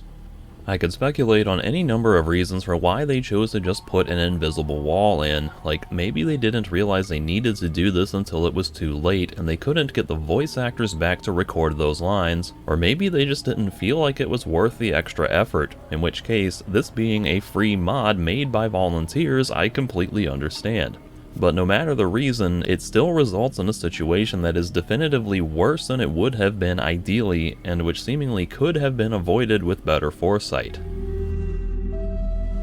Other times, these decisions might just be made for the sake of tighter narrative presentation to control the pacing and order of a particular sequence the way they want it to go. The intro is particularly rough in this regard, with how much it forces you to follow the script as you slowly make your way from the shore to the town inn, hitting you with invisible walls and black screen teleports if you try to do anything out of the intended order, even when there might be a perfectly logical reason to do so, like if you see shiny objects nearby, or you forgot to do something in the starting area before you left, or you want to check in with the other group when you hear their weapons being drawn. The main character will even refuse to interact with basic things in the environment on your way to your destination if it isn't directly relevant to the quest. I can accept the character saying, "No, I don't want to mess with that right now," if they're trying to emphasize the critical importance of the story, but if they want you to follow a path and not wander off, then why not just make the level design more linear and restrictive in the first place, like the original games did at the start with putting you in a narrow canyon with high walls until you get to where the game wants you to be. That way they wouldn't have to ruin the player's immersion with a black screen teleport. And if the player chooses to run ahead and ignore the main quest, you would have nowhere else to go but into town, and then they could just write an alternative dialogue with the guard to account for that situation. And if they don't want you wandering away while in town or trying to interact with other things, then why not just have Yorn pass out during dialogue with the gate guard and have them say, "We need to get him to the inn." Then either fade to black and warp everyone into the inn, or show a cutscene of him being carried to the inn. In that way, they're still taking control away from the player to prevent you from doing certain things or to make things happen in a particular order, but at least it's not directly interrupting the player's actions, which I think would make the overly controlled pacing of this sequence much easier to accept. Otherwise, the game really likes to restrict your access to places by using doors that are either non-interactive or that claim they will, quote, never open, which then magically open or become interactive at the exact moment they become necessary for a quest, for no logical reason. I guess in the case of the gold mine, they don't want you potentially getting into that back room early and inadvertently using or losing the stuff you find in there, which they want you to use later to get into another special room, but why not gate the player's access by making it need a key, and then have the player get the key at the appropriate time in the questline? And then why not just let the door stay open once the player has cleared the room out? Why does the door have to suddenly close and become non-interactive again? In the monastery, non-interactive doors and gates just materialize in and out of existence depending on the stage of the main quest. They're not even on hinges that swing open or closed, and there's no winch anywhere to control the gates. They literally just get deleted or added into the game world. So the game is just completely disregarding the logical consistency of the world to artificially control your movement here. Why not just make them normal functioning objects and just say they're locked at certain times? There are plenty of other random, innocuous areas that are apparently intended to be used for a quest at some point, but they're arbitrarily closed off until that point, and I don't see why some of these areas have to be closed off in the first place. Sometimes it makes sense, but what's the problem with letting the player find an empty cave in the forest, or break into a random cellar early, and then later spawn in the NPCs or quest items when a quest changes things? Why will the door to the alchemist's hut supposedly never open unless you go there with a specific quest active? Why can't you just visit the alchemist and use his normal services as normal, and then go to him with a special dialogue option later when it becomes necessary? Similarly, why can't you read his book stand to gain its information until you're explicitly told to? I mean, it's sitting right there and can be targeted just like a normal book stand, so what's the harm in letting the player look at the book early and give him an answer right away when he asks you to read the book, if you already know the information? Stuff like this really breaks the immersive grounding of the world design in these instances, by making it feel like much of the world revolves around you, with so many things artificially changing only to suit the needs of the player at an exact specific moment, instead of just being a natural place that exists and you're there exploring it. Then we've got all the cutscene deaths and one-shot kills that completely break the rules of the gameplay, thereby creating a strong ludonarrative dissonance when characters that you would normally be able to defeat quite easily in ordinary gameplay are killing you in one shot during dialogue. It's worth pointing out that this kind of stuff is preceded by Gomez killing you in Gothic 1 if you say the wrong thing during your interview, but at least that game put you back in control of your character to have an actual chance at a fight. It's just that Gomez moves so quickly and has such high stats that you're never going to beat him. When other characters ambush you, it likewise leads to just a regular fight with you having the chance to defend yourself. Archolos doesn't give you that opportunity, even when you're deliberately trying to provoke a fight with someone so you can beat him up. You're forced to watch him slowly stand up, walk over to you, and draw his weapon before knocking you down in one hit, all while you're locked in dialogue with no chance to do anything. If you wander into a particular area before you're supposed to be there for the main quest, you just straight up die in a cutscene with no chance to defend yourself or run away, thereby forcing an immersion break on the player by making you reload and just pretend like that never happened. But if the goal was just to keep the player from sequence breaking the main quest, and the people in there are supposed to be adamant about strange people not discovering their secret base, then why not just put up a wall in the cave with a locked door that needs a password for them to open it? Or make the entrance to this place somewhere actually hidden and inaccessible so the player can't accidentally wander in, like making it require a teleport rune that you only get through a quest, or make the entrance be on a high ledge where someone has to lower a ladder to let you in, provided you send the appropriate signal. Any of those options would fulfill their main design priorities, but would feel much more natural and less disruptive to the flow of gameplay than what they ultimately did. I suppose there's an argument that these cutscene deaths are meant to represent choices and consequences, which should be a good thing for an RPG, but I would argue that many of these are bad consequences that actually stifle role-playing opportunities. Because if you're doing a quest where you're investigating a bunch of renegade guards hiding out somewhere and need to talk to their leader, and 3 of the 4 dialogue options lead to a game over screen where you have to reload and pick the one and only acceptable answer through trial and error, then that's not really a choice, and there aren't any real consequences since anything bad gets immediately reset by the reload. The player is the only one to suffer any consequences in that situation by virtue of having your time wasted, while the character remains completely unaffected. Thus, it isn't really a role-playing effect. Instead of just killing the player and forcing a reload, it would be a lot more productive for these to be soft failure states where the gameplay can still continue, but with the character and situation being affected in some adverse way.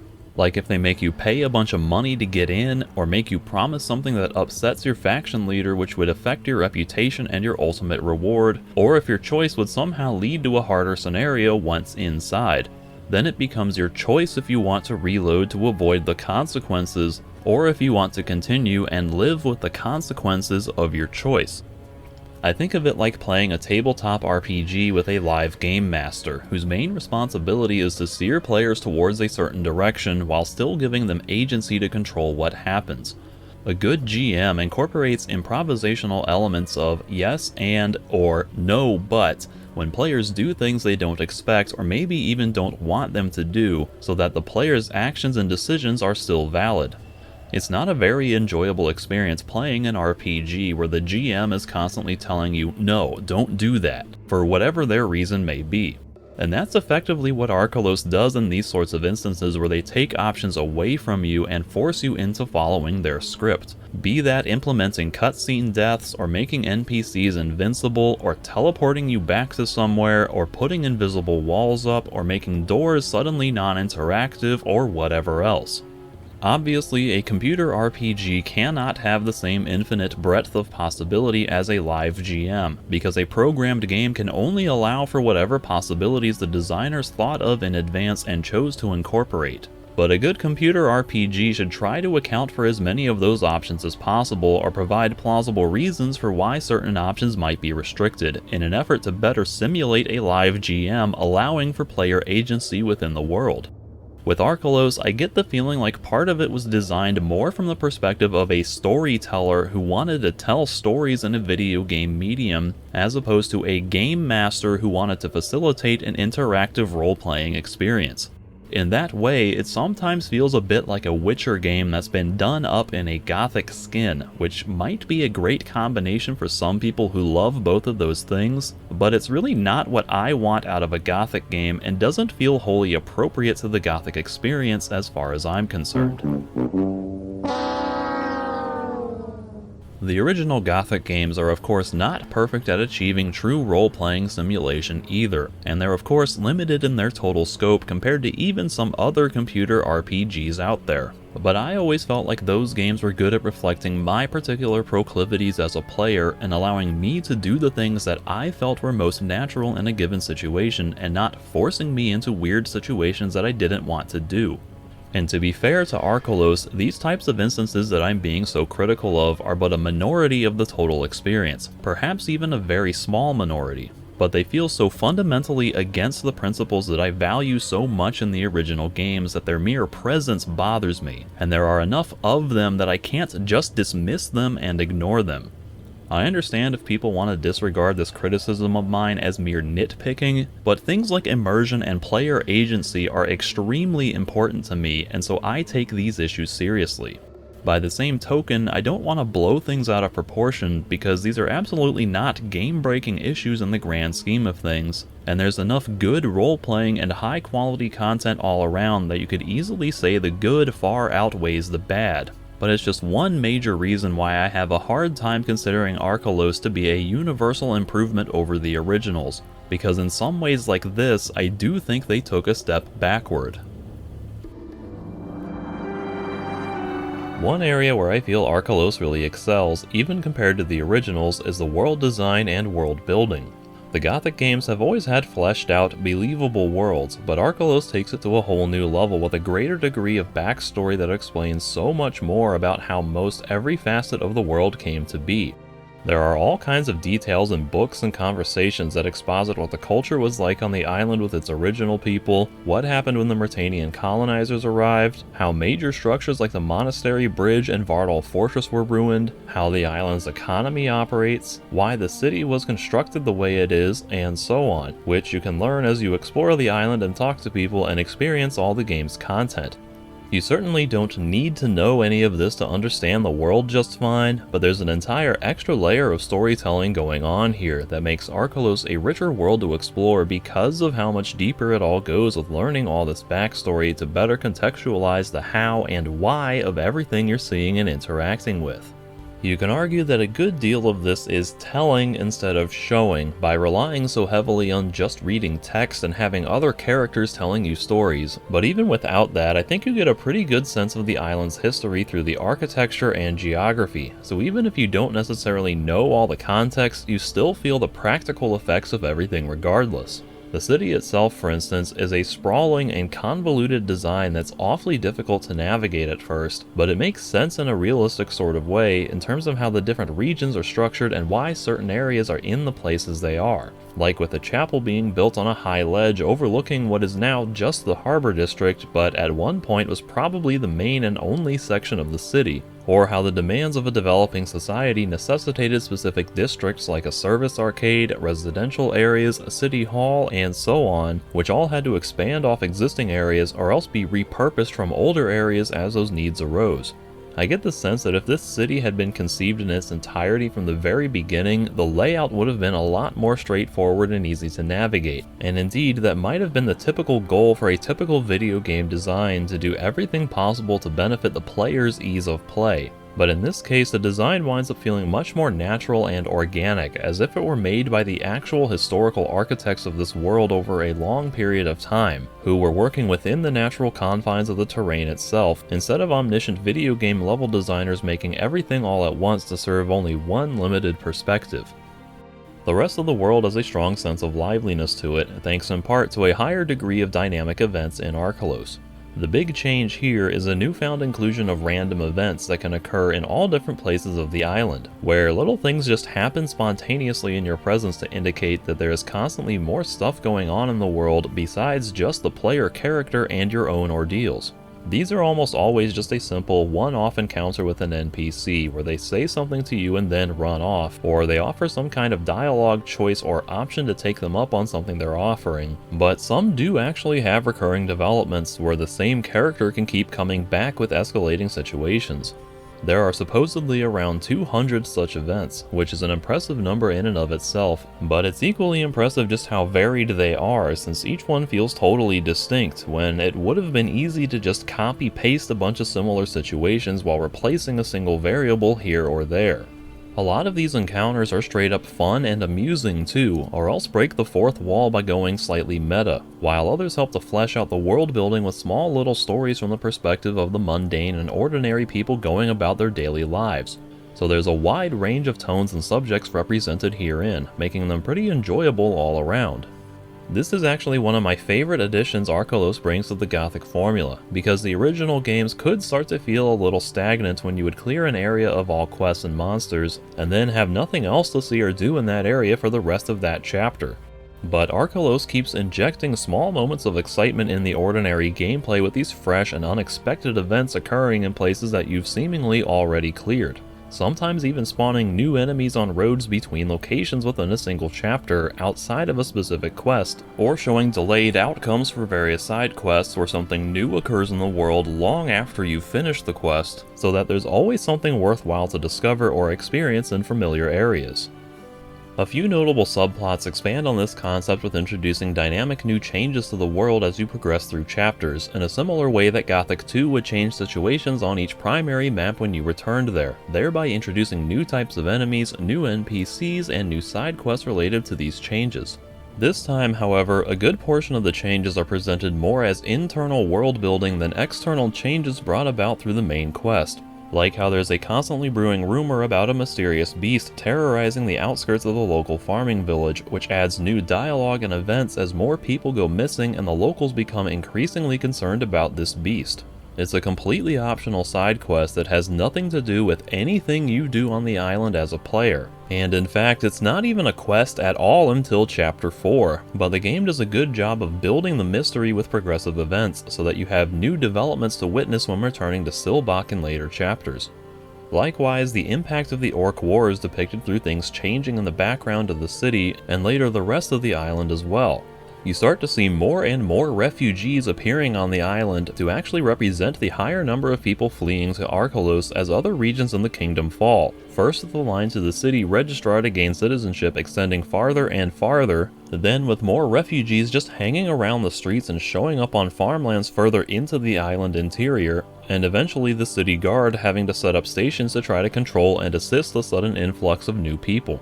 You even start to spot orc scouts appearing in small numbers around the perimeter of the island to indicate that the war may be coming to Archolos itself, and the gameplay progressively builds this plot point in the background until it actually starts affecting the map in more serious ways come Chapter 5. In this way, the island feels very much alive because of how much things change and develop on their own, regardless of what you're doing as a player. Like, the island itself is its own character going through its own story while you're busy doing your own thing. All of these different details, from the developed histories to random events to the dynamic world building, go hand in hand in making the exploration pretty satisfying because the world itself feels so real. It helps too that the physical world design has a lot of that classic Gothic appeal with being fairly small and condensed, but with lots of depth and complexity. A lot of this is achieved with vertical topographies that allow more content to be tucked away in tight spaces, since areas that are right next to each other can be separated by larger distances that require more effort to navigate around, thereby making the map seem much bigger than it actually is, while the physical obstructions help to limit how much of the map you can see at any time, so that you have to actually push yourself forward to see where each path leads and figure out how everything connects to everything else, thereby instilling the gameplay with a constant sense of discovery at seeing things for the first time each time you turn another corner or reach a new vantage point to see more of the world. The map has a pretty good structure to it, where you can tell that each region is meant to serve as its own self-contained zone for exploration, but with good transition points that help them to blend well with the rest of the map and feel like they're part of a cohesive whole. This allows the exploration to feel manageable despite the map being seemingly bigger than any individual map from any previous Gothic game, because you can subdivide it into smaller regions and tackle it in chunks. There's a good balance there that provides the sort of open-ended freedom that you want from an open-world game to explore in any direction at virtually any time, but with small-scale elements of linearity to provide structured gameplay challenges as you try to work your way through certain areas that consist of tight pathways or more enclosed spaces where you have less room to avoid difficult enemies, where just getting to the other side of the region is a challenge in and of itself. And as usual, or perhaps even more than usual, there are tons of hidden areas to discover if you choose to explore off the beaten path, with plenty of hand-placed loot and even occasionally special side quests to find, which makes the exploration genuinely rewarding, if not merely for those practical rewards, but also the psychological gratification that comes from realizing that you are on the same wavelength as the developers, who thought to anticipate players going off the beaten path by putting in little discoveries to acknowledge that effort. This aspect of the gameplay alone was a strong motivating factor in me to continue playing, because even though I didn't care about the story or the main quest whatsoever, the exploration was just so engaging to me that I wanted to explore everything I could to learn more about the island, to see more of its communities and side quests, and to achieve that sense of accomplishment from essentially conquering this world by finding every hidden area and beating every enemy that stood in my way. In that regard, Archolos proved as good or better for me than the original games, which is high praise considering the world design and exploration are arguably some of the best qualities of Gothic. There is an unfortunate side effect to this aspect, however, and it has to do with the usual difficulty balancing and progression being subverted by just how much total benefit there is to gain from exploration and completing content. Mind you, the Gothic games have always centered around a 0 to hero progression curve where you start out as a pathetic weakling and then become a nigh unstoppable demigod by the end, in a world where enemies have fixed stats and don't level up with you. This is a big part of why leveling up in those games feels so satisfying, because there is actual challenging adversity to overcome, and leveling up your character allows you to feel like you're actually getting stronger relative to the rest of the world. Archolos does alright with the first half of this formula, the 0 portion, for the first couple of chapters at least, by always having enough difficulty thresholds to gate your progress in some ways so that you feel like there's a definite need to get stronger, while consistently opening new opportunities in other ways to reward your efforts as you get stronger and clear previously locked gates. Difficult enemies that are practically impossible for you to beat without some major improvements to your character, high monetary costs to train your stats so you have to be really selective about how you spend your money, limits to how much individual trainers will teach you before your skill level maxes out with their teaching ability, and needing specific stats to equip stronger gear, which will be necessary to break required damage thresholds to actually do more than the bare minimum of damage against certain enemies, all contribute towards making the game challenging at the start while maintaining that degree of challenge for the first few dozen hours of gameplay. The problem comes in the second half of the formula, the hero portion, where the sheer amount of content in the game, combined with a bunch of new ways to further enhance your character's stats for little to no cost, allows you to reach that overpowered state where nothing on the island can pose any serious threat to you any longer, way too early in the gameplay if you're someone who's thorough in exploration and completing as much content as you can. In my case, I reached that point by the end of Chapter 2, and I didn't feel like I was going ridiculously far out of my way to power level my character or anything excessive like that. I was just doing my usual thing that I do in all of these games of trying to experience as much total content as possible in each chapter and being smart with how I build my character.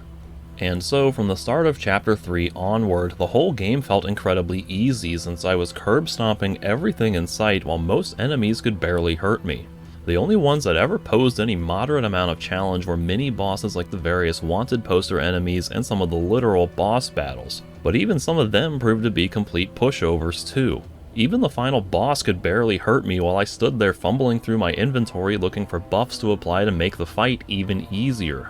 This is yet one more compounding reason why I started to lose interest in finishing the game during chapters 3 and 4, because I was not only disinterested in the story and main quest by that point, but I felt like I had already beaten the gameplay progression less than halfway through it. And so there just didn't seem like there was any further incentive to keep playing if the story wasn't doing anything for me and there was nowhere left for my character to grow, with no more gameplay challenges to overcome. You can argue that it was my choices and playstyle that led to the game becoming much too easy, on account of me doing more total content in the game than I was likely expected to, some of it probably earlier than intended as well, while being conscientious of leveling my character's stats efficiently, and thus it's maybe my fault that I had this experience. But the game absolutely does more to enable and reward this gameplay style than the previous games. Simply put, it is really easy to become overpowered in Archolos through basic, ordinary gameplay because there are more total enemies to kill and more quests to complete just in general, which means there's more total experience to gain and thus more total learning points to spend improving your character. And with virtually the entire map being accessible from Chapter 1, with only a few human outposts being restricted until later chapters, it means you can acquire a ton of free gear and upgrades from the very beginning, depending on how much effort you're willing to put into exploration. For instance, there are a shit ton of king sorrels and dragon roots and goblin berries and other such ingredients used in brewing permanent stat potions to find in the world, and you can learn Master Alchemy in Chapter 2 to give you an insane early game boost to all of your vital stats. That's in addition to a bountiful amount of apples and raspberries and dark mushrooms that give you free stat upgrades for every so many you consume, or all the various cooking recipes that give you free stat boosts, with the major ones being more effective than consuming the raw ingredients while not requiring the learning point investment of alchemy, or all the other permanent potions and things that you just happen to find when you're out exploring. You can even learn multiple skills for free without having to spend learning points at all, and you can earn so much money through exploration, apprenticeships, and special merchant deals that you can easily afford any and every possible upgrade you might want by the end of the game, even going so far as to clear out every merchant's inventory of permanent stat potions, which are abundantly available. There's a high degree of power bloat, in other words, where Archolos just gives you so many more ways to improve your character that it becomes ridiculous by the end. For reference, I went into Chapter 6 of my first playthrough with 278 total strength, having only officially trained it to a mere 80 points, meaning I had nearly 200 free stat boosts that cost me practically nothing. And on my second playthrough when playing as a mage, I had 450 total mana, having only trained it to a mere 90 points, meaning I had 360 points of essentially free mana. That just seems excessive to me, that so much of your character development can come from these sorts of auxiliary means outside of the conventional leveling system through learning points. And of course, the more that you explore and do in the game, the more total benefit you can gain from these auxiliary means. And unlike in Night of the Raven, there's no longer any penalty for consuming any of these permanent boosts as soon as you acquire them. While that does sound like a good thing due to it eliminating the tedious need for metagaming all of your upgrades by removing jewelry to make sure you're not overpaying on learning points, or using soft exploits like training up until 1 point below when it would start costing more so that you can get 4 discounted upgrades by paying for 5 all at once at the lower rate, or having to wait until late in the game before actually using those permanent stat boosters, since you'd effectively be punishing yourself with higher stat costs earlier in the game if you use them right away. I find it actually does impact the game balancing in a way that I surprisingly miss about Night of the Raven. Because for all of the practical problems with managing your stat boost in Night of the Raven, I find that, in retrospect, those limitations actually help to ensure a more lasting degree of challenge, where you have the choice to make the game easier now by using all of those free stat upgrades when you first acquire them, which comes at the cost of making the game a little harder towards the end because you won't be able to buy as many stat upgrades through learning points, so your total stats will end up being lower. Or else you have the choice to make the game more challenging now by saving those free stat upgrades until much later when it's more economical, after you're already at the point of paying the maximum learning point cost, in order to achieve a higher maximum skill level later, thereby making the later portions of the game easier. Either way, you're choosing to make some portion of the game harder for yourself to make the other portion easier, and there's strategic costs and benefits to either decision that you can weigh to make your own personal decision. I'm the type of player who likes to strive for high efficiency, viewing the character building as a resource management puzzle of sorts, and so my choice in Night of the Raven has always been to save them for later, which has the twofold impact of making the early game harder for longer, and then also allowing me to feel more total reward by the end. Those are two beneficial aspects that become lost in Archolos, with it tracking your free stat boosts separately, where there's no trade-off whatsoever and no strategic decision making involved. It just makes the game easier in general, and the only other choice is to arbitrarily handicap yourself for no reason except to enforce an external challenge on yourself, which won't pay off in any way down the road.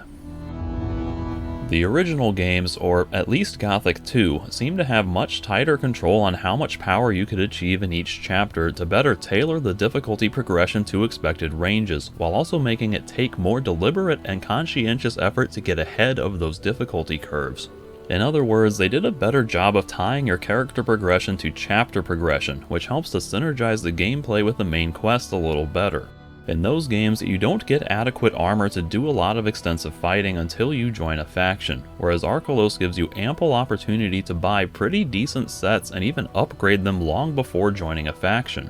Likewise, Gothic 2 restricted half of the map until after you had joined a faction and advanced the game to Chapter 2, so there was a greater physical limit to how much experience and loot you could achieve on the starting map in Chapter 1, whereas Archolos lets you explore 90% of the entire map right from the very beginning. Archolos goes even further with adding even more new enemies to the map in subsequent chapters, and more enemy respawns during chapters, and even goes so far as to refresh natural resources like fishing spots and ore nuggets and fallen trees, so you can continually harvest yet more total experience and materials from the world, beyond what was ordinarily possible in the original games.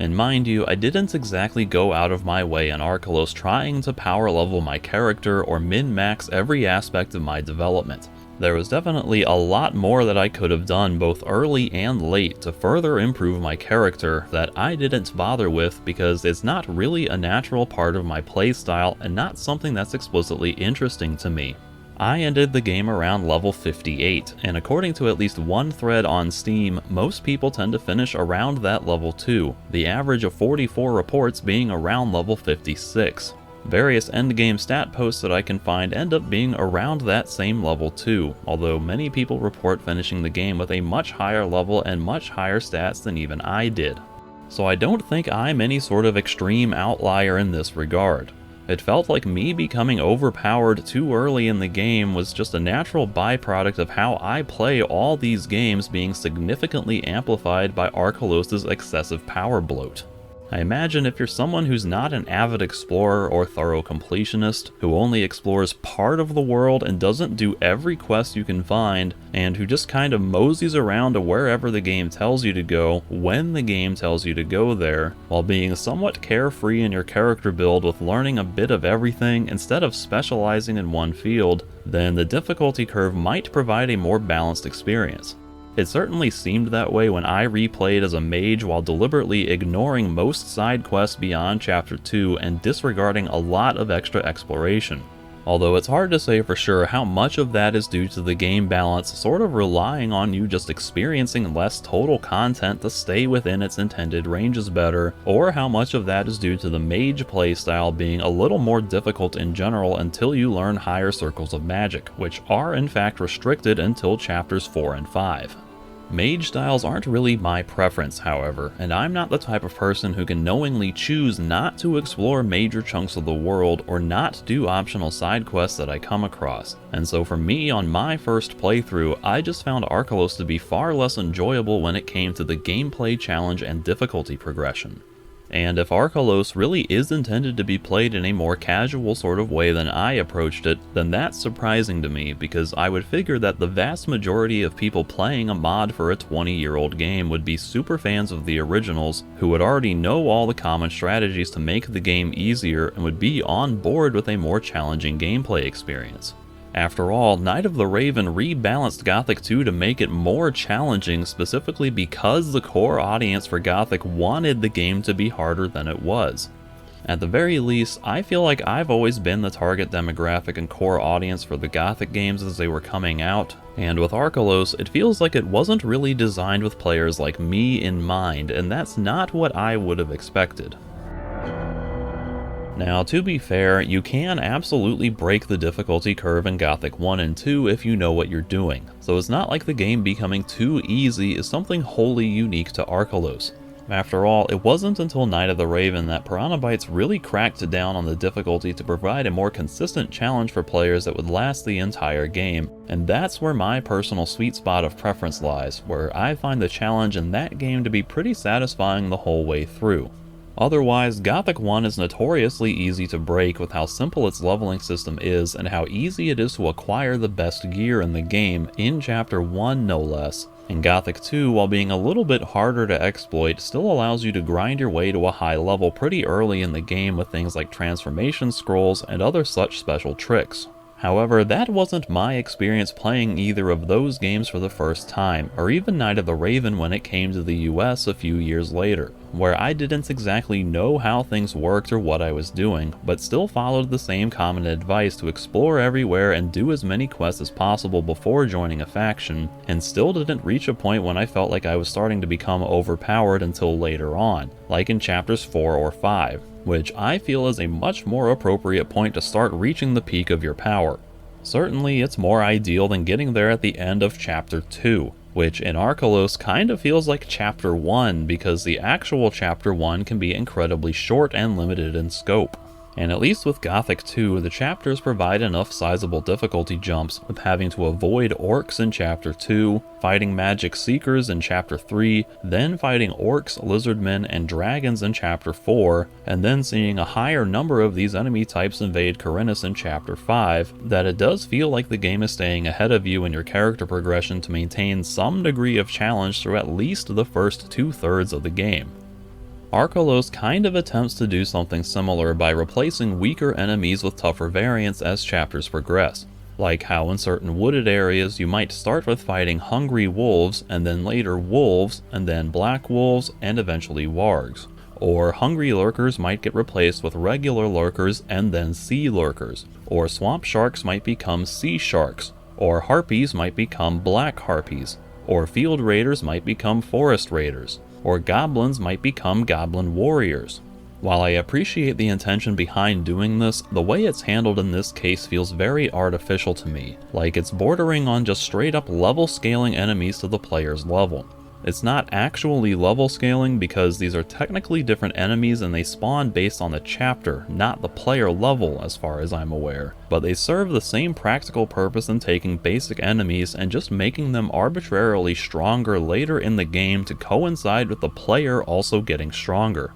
In many cases, it just doesn't make sense to me why there are suddenly stronger enemies in some of these areas. Sure, sometimes it does, like how you might see more frogmen out and about come Chapter 5, since they're established creatures who are appearing near their natural habitats, and they're just more active now than they used to be. And even if you had previously killed them all, it's no stretch to assume there are always more roaming about somewhere off-screen who move back in after you've left. That logic applies for more common animals as well, like how there might have been a nest of scavengers nearby that have recently hatched, which might explain why there are suddenly new scavengers appearing even though you had previously killed all the ones who would have laid those eggs.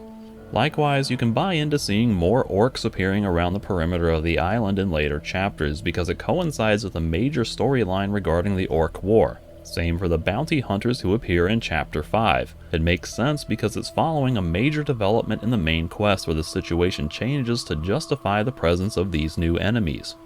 Most of the time, however, there is no real justification for stronger variants of existing enemies suddenly appearing for no reason. Like, why is there now suddenly a bunch of wargs in the forest where there were never any previously, just basic wolves? Why are there no more regular scavengers anywhere, and instead only forest scavengers who were previously extremely rare to find anywhere on the island just in general? Why is seemingly every single natural creature population on this island getting stronger as the game goes by? And why is every single region on the map suddenly being populated with these stronger creatures?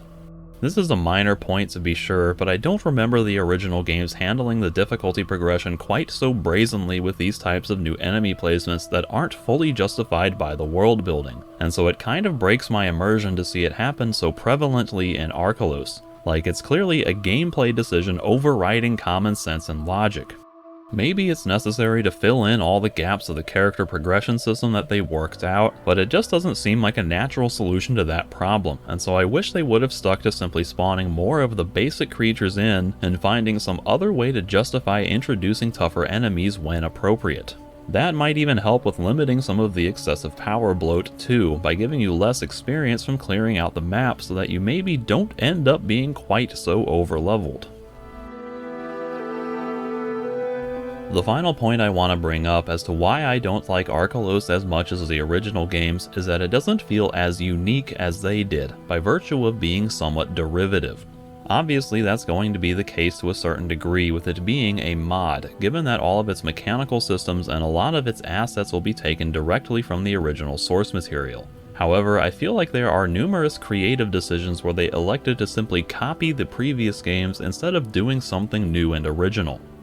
The entire map, for instance, uses the exact same sort of atmosphere and general aesthetic as what was in Gothic 2, save for like one or two very specific areas, with the same green fields and farmlands and forests for most everywhere like you see in Chronicles, a city with the same wooden hut slum district in the harbor and the same half-timbered buildings everywhere else, and the same upper quarter where the wealthy and governing class reside like you see in Chronicles City, the same sort of ruined, desolate look in some areas like you see in the Valley of Mines, the same swampy regions like you see around the Swamp Dragon and also in Jarkandar, complete with an ancient stone temple occupied by sentinel statues, the same sort of monastery sitting out on its own separate island with a long bridge and 3 archmages seated in front of a giant statue. The list goes on. Even the same music gets recreated to set the mood for these places, with the same main themes and motifs when exploring the wilds.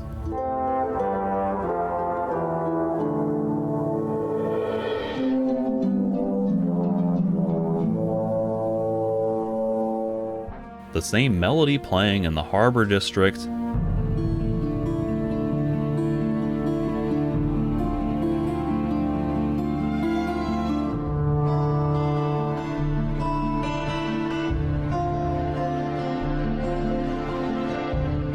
And even the old camp music being reused to represent a quaint, idyllic farming village in Silbach.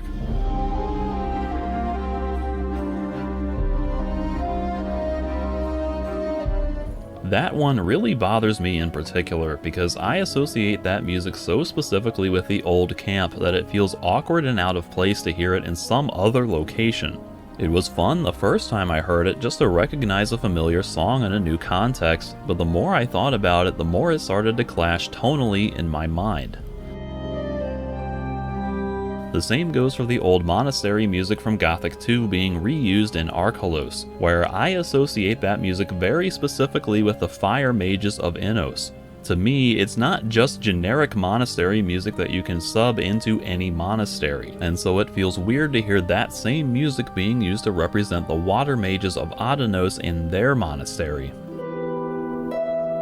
Both Silbach and the monastery actually feature brand new original music as alternate tracks, and in both cases I actually like the new music better because I find more excitement in experiencing things that are genuinely new, and these tracks feel more specifically tailored to the atmosphere of these specific locations.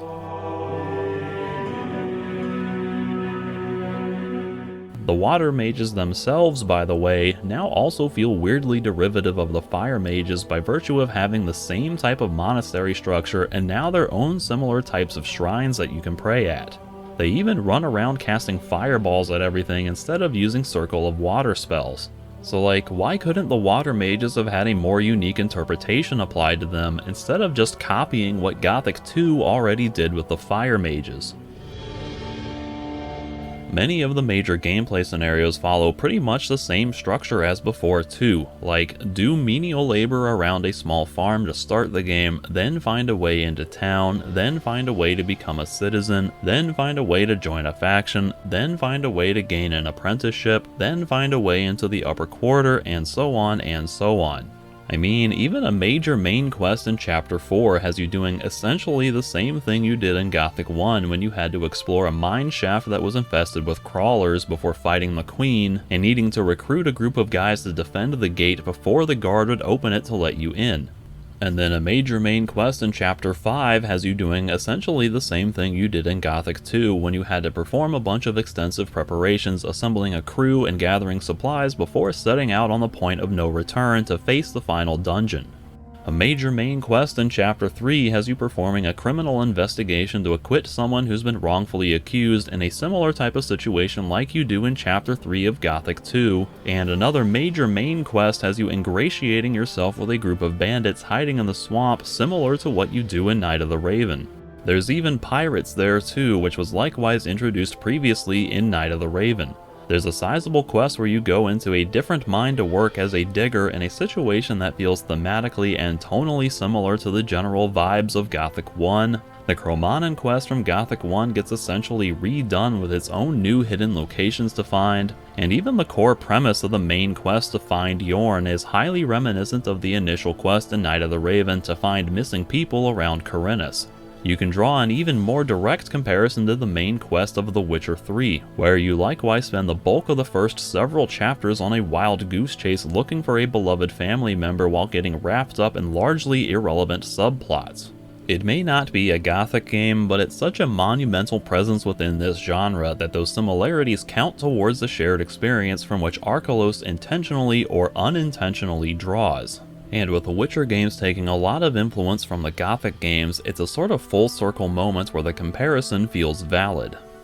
The net effect of all this is that I spent a lot of time in Archolos running around feeling kind of like this was a game I had played before already. And that's not something I experienced with any of the original games, even when going from Gothic 1 to Gothic 2, or from Gothic 2 to Night of the Raven. Each of the previous games always felt like a brand new experience to me, because they always introduced radically different types of environments and communities with all new visuals and soundtracks, so it felt like I was being transported into a fresh new world each time, and they all had a narratively distinct context to inform the progression of the main quest with what felt like new and different types of gameplay scenarios. Even though the gameplay mechanics were still built from the exact same systems, with many of the quests ultimately boiling down to the usual RPG tropes of kill this or fetch this or talk to this person, which were ultimately present in the previous games, the unique context surrounding each game made them feel distinct enough that I never felt like I was just playing a remixed version of Gothic 1 again in Gothic 2, or that the new content added in Night of the Raven was just me experiencing the same things from Gothic 2 all over again. With Archolos, I get that feeling, like I'm just playing Gothic 2 again with most of the same visuals, music, communities, quests, and gameplay scenarios, just slightly remixed to be technically different and with the intensity dial cranked up to 11 for most things. Sort of like how the game's final dungeon feels like the Halls of Irdorath on steroids with hints of the Sleeper Temple mixed in as well. It's technically better than either of those two dungeons in a lot of ways, and that whole sequence including the preparation is one of my favorite quest arcs in the entire game. But there's a part of me that goes, you know, it is kinda just the Halls of Irdorath again, but done better, and that's a good thing, but at the same time, that makes it feel less unique and special. Similarly, the quests in the city are all generally entertaining in their own right, and I enjoyed doing most of them, but it's hard for me to get excited about going hunting for animal skins right outside of town to gain the favor of the local bowyer, or fighting people for pay in a back alley slum in the Harbor District when I've already done those exact same scenarios in Gothic 2. These quests are more elaborate and have been developed further, so they're technically superior quests, but they're still derivative of the originals. Many of the other quests are technically unique, like how releasing a caged harpy from a rival shop to sabotage another store owner, or trying to spread demand for a new craft beer in local pubs, are both things that I haven't seen before in a Gothic game, but they're still in that same vein of doing a task to help a merchant in a harbor city with half-timbered architecture while the same soundtrack plays in the background, so they still feel generally similar to things I've already done before.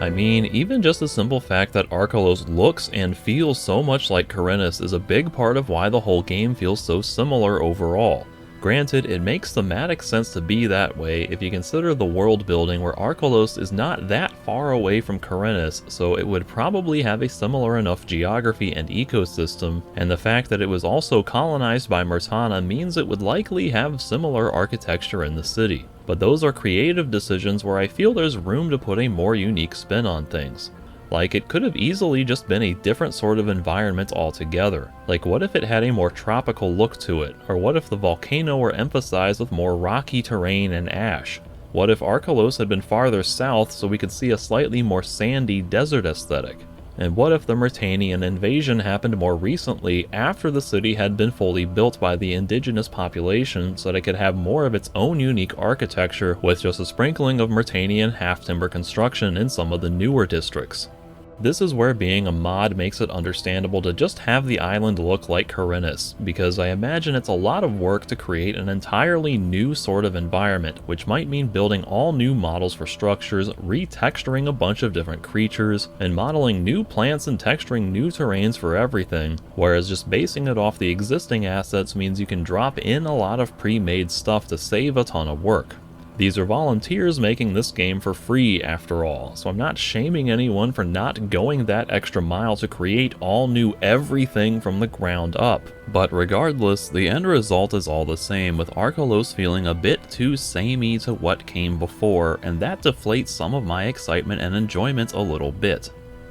To Archolos' credit, it's not like the whole game is literally just copying Gothic 2, since there is still a ton of brand new all-original content in this game. Like with several new music tracks, new weapons and armor, new quests and storylines, new gameplay systems, a new customizable player home, new skills, new combat animations for human enemies, new glorified boss battles, new twists on existing mechanics, a handful of new environments, new quality of life improvements, new enemy types that are technically modeled after existing creatures but which still manage to feel new and different, and so on, all of which are genuinely fun and exciting to see added to the familiar Gothic experience. Even when it's reusing the same original music tracks as before, they've been recreated with a full orchestra, so they offer a new kind of sound, so you're not hearing literally the exact same tracks just copy-pasted into the game. All in all, there's probably more all-new mechanical twists going from Night of the Raven to Archolos than there is going from Gothic 1 to Gothic 2. It's actually extremely impressive just how much new stuff they thought up to add on to the core experience. A lot of these new additions are things I never would have thought were lacking in the original games, and yet they serve to make the core gameplay more robust and varied, so they're a welcome sight all around. The problem is that many of these new things are only exciting for a brief amount of time, like seeing a crazy new boss fight mechanism with special attacks, or seeing a new enemy type for the first time, or realizing, oh hey, you can make temporary buff potions that let you survive long falls, or breathe underwater, or increase your physical stats. That's neat, before the gameplay settles back into the same rhythm of doing similar tasks for similar characters in similar environments with similar visuals and similar music.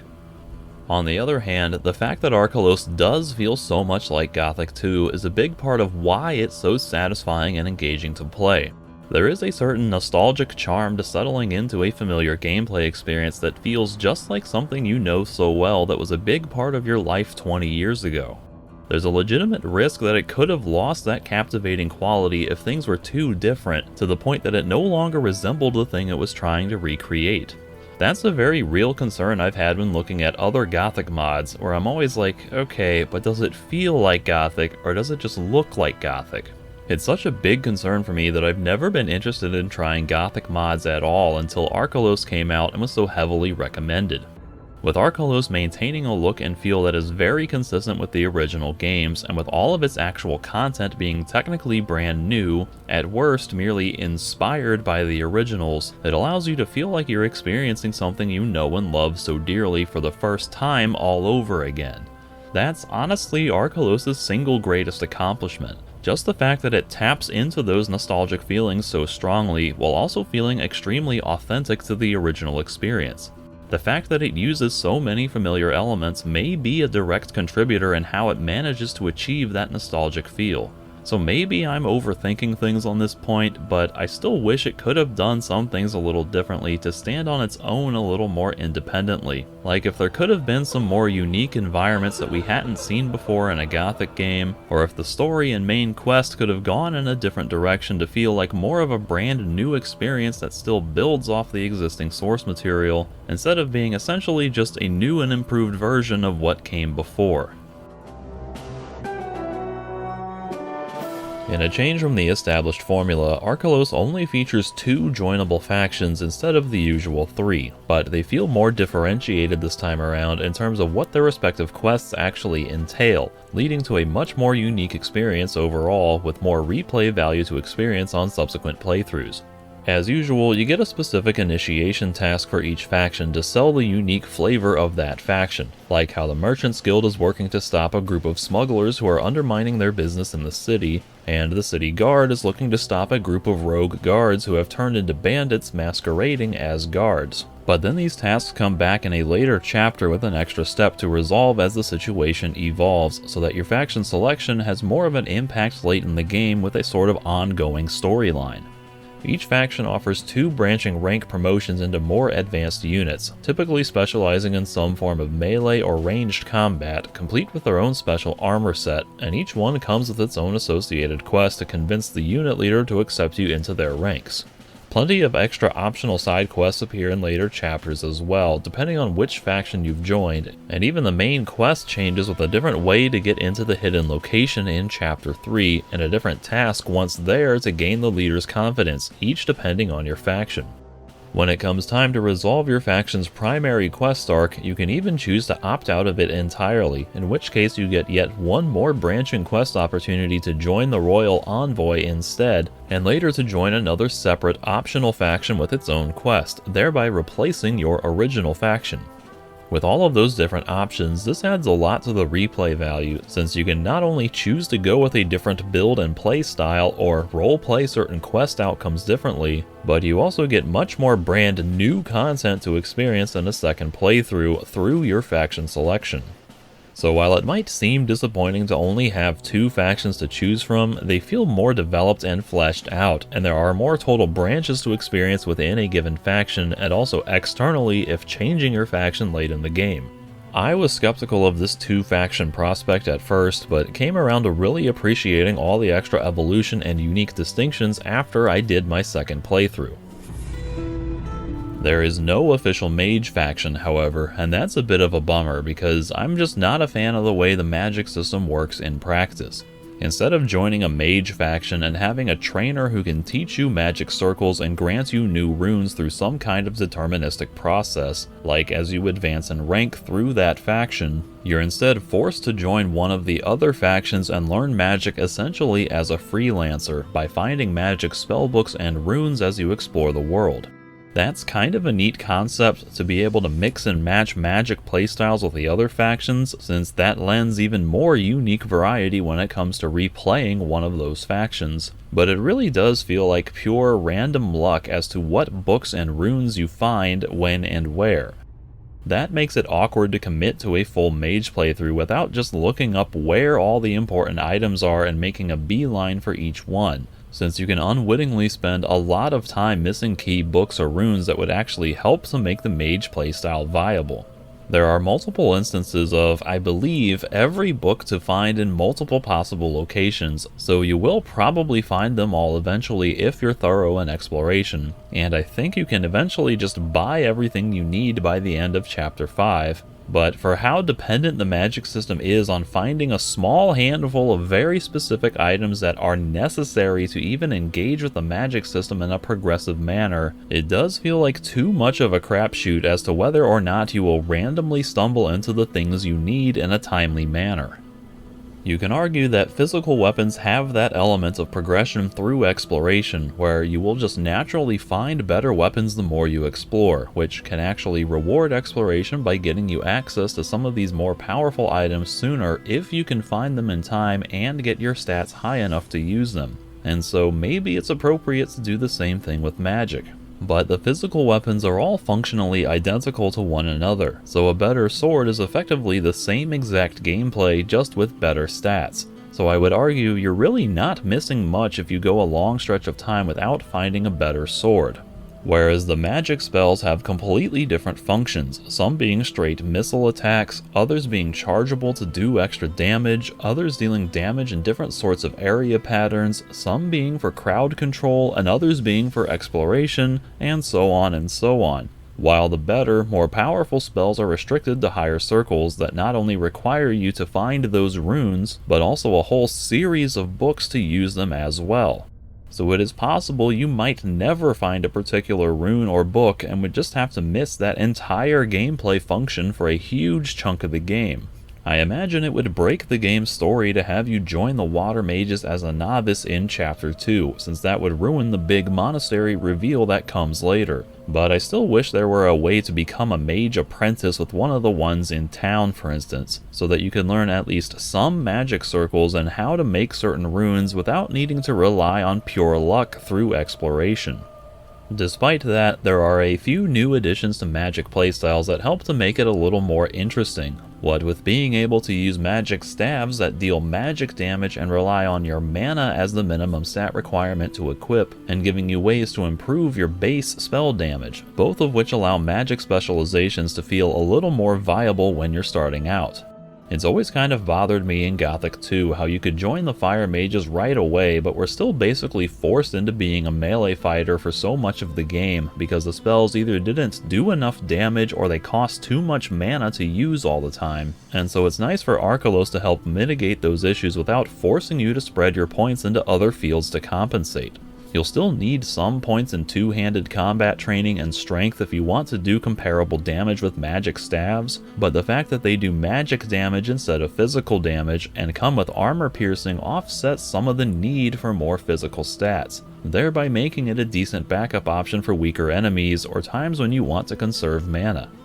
There's also now a mana regeneration function that unlocks automatically once you learn the fourth circle of magic and can be additionally unlocked with certain jewelry sets, which honestly kind of trivializes the mage difficulty since that gives you effectively infinite mana. But considering how obnoxious it was in the previous games to have to constantly chug potions or run back and forth between beds to recuperate spent mana, it's a welcome addition to have in Archolos. I just think there maybe should have been a higher cost to learn it, like if it needed extra learning points as a separate skill instead of being passively gained on the fourth circle, and if it couldn't be supplemented with jewelry. Magic is therefore a weird thing in this game, where it's much improved in some ways, but then feels underdeveloped and half-baked in other ways. This is one area where I would therefore definitely like to see more refinement in the possible upcoming Mod of the Decade edition, where I would think there's room to tweak the way you learn and acquire magic spells, with maybe some semblance of a mage quest line in the form of an apprenticeship, even if it's not a full-blown official third faction, sort of like how you could optionally join the Thieves Guild in Gothic 2 as an addition to your normal faction. As I come to the end of my review, I need to remind everyone that this is not meant to be a comprehensive evaluation of every single thing in the game. There's a lot more stuff I could cover regarding all the new twists and mechanics on the established formula, with things like how lockpick combinations are randomized every time you load the game so that you can't exploit the solution, which thereby places a higher premium on lockpicks and higher skill training, or how the cooking system has been expanded with all kinds of new recipes that do different things and which call for a wide array of ingredients, or how notice boards provide mini-boss challenges to find during exploration through the wanted posters or bonus trade deals that reward going the extra mile to sell a specialized item to a particular merchant, or how there's now more emphasis placed on underwater exploration with being able to actually loot underwater objects, and so on and so on, all of which contributes towards making Archolos a much more robust and varied gameplay experience than either of the original games. There's also plenty of quality of life improvements to go around, like with the immersive tutorial system that actually explains game mechanics to you through in-world books and terminology, the new inclusion of a dedicated torch button, ranged attacks no longer being an instant kill so you don't have to deal with the hassle of landing the finishing blow with a melee weapon, needing to equip only one single teleport rune and then selecting your destination from a menu instead of juggling a dozen teleport runes in just a few quick slots, the inventory screen that combines the Gothic 1 style tabs with the Gothic 2 style grid for a more efficient use of space, and so on and so on. Not all of these things are perfect implementations, however, seeing as the inventory still gets poorly organized within tabs, leading to a cluttered mess the longer you play, or how the cooking interface is utterly fiddly and cumbersome to use, in addition to the designers just going overboard with, in my opinion, too many different recipes in general. The translations from Polish to English are generally pretty good, but occasionally do some really weird things that don't make sense, and sometimes the logic for what quest givers want you to do is a little baffling, and I can't tell if those instances are due to translation issues or just bad logic. There are a few too many static objects that look like normal interactive loot, but which are actually just set decoration, which is kind of annoying, etc, etc, etc. This is all stuff I've already covered in previous impressions videos, and there's probably even more stuff I could talk about if I really wanted to. Like, I could probably talk for 15 minutes on just the cooking and new crafting systems alone. But for the most part, these are all just minor details that don't move the needle for me in terms of my overall assessment of the game. This review is already overly long as it is, and I don't want to get bogged down with so many specific details, so hopefully just mentioning some of them here will suffice to provide a more generalized overview of these extra subjects.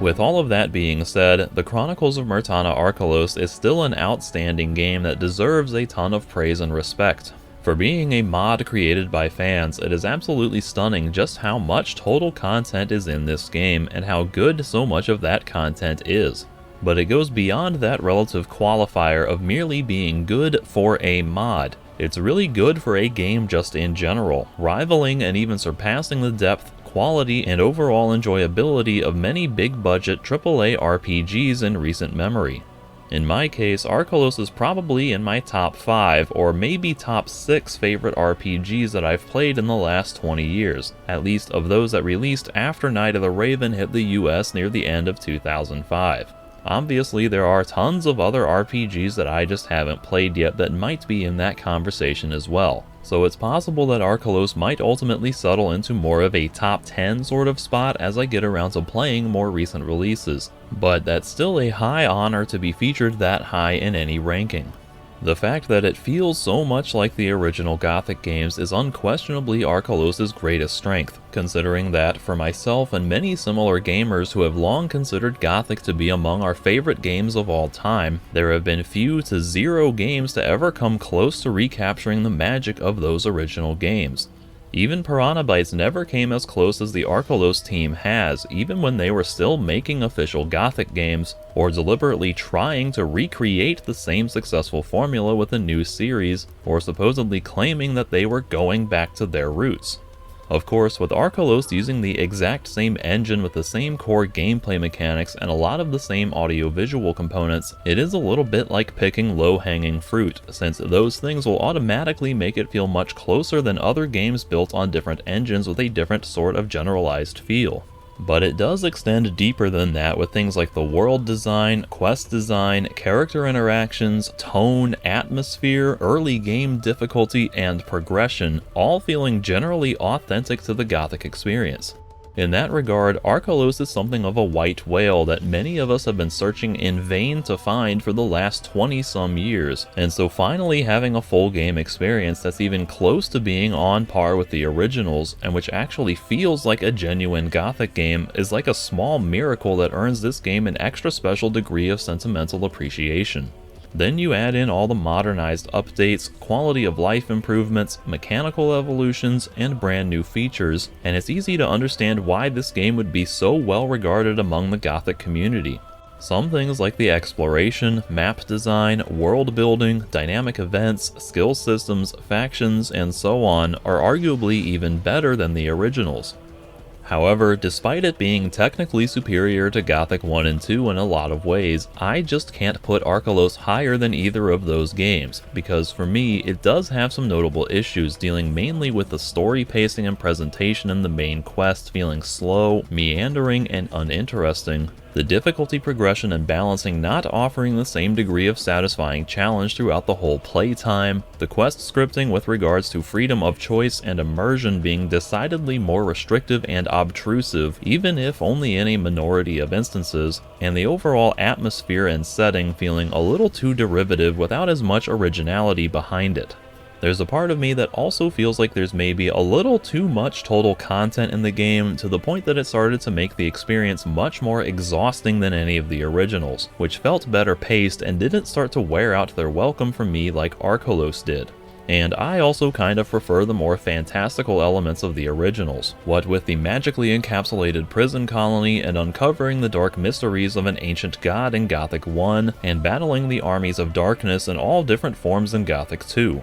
Archolos, in comparison, is a much more grounded sort of game, with a story that's based on a personal quest to find your missing brother while dealing with human conflicts surrounding various political factions on the island, which is itself much more realistic and down to earth. Some people may ultimately prefer that, but it's not really my cup of tea personally. So overall, I like the Chronicles of Myrtana Archolos and would easily recommend it to anyone who's familiar with the original Gothic games, or anyone who just has an interest in playing more old school RPGs. It doesn't dethrone Gothic 1 or 2 in my eyes, however, but it fits in great with those two games to round out a sort of old school trilogy, and is now basically an official Gothic game as far as I'm concerned. It's still not my favorite, and it's maybe not the best at being a Gothic game, but it's pretty darn good nonetheless, and therefore worth including in the same ballpark as those original games. If you've made it this far and you've enjoyed this review, then please consider liking, subscribing, and sharing the video. It really helps me out and I would greatly appreciate it. Thank you.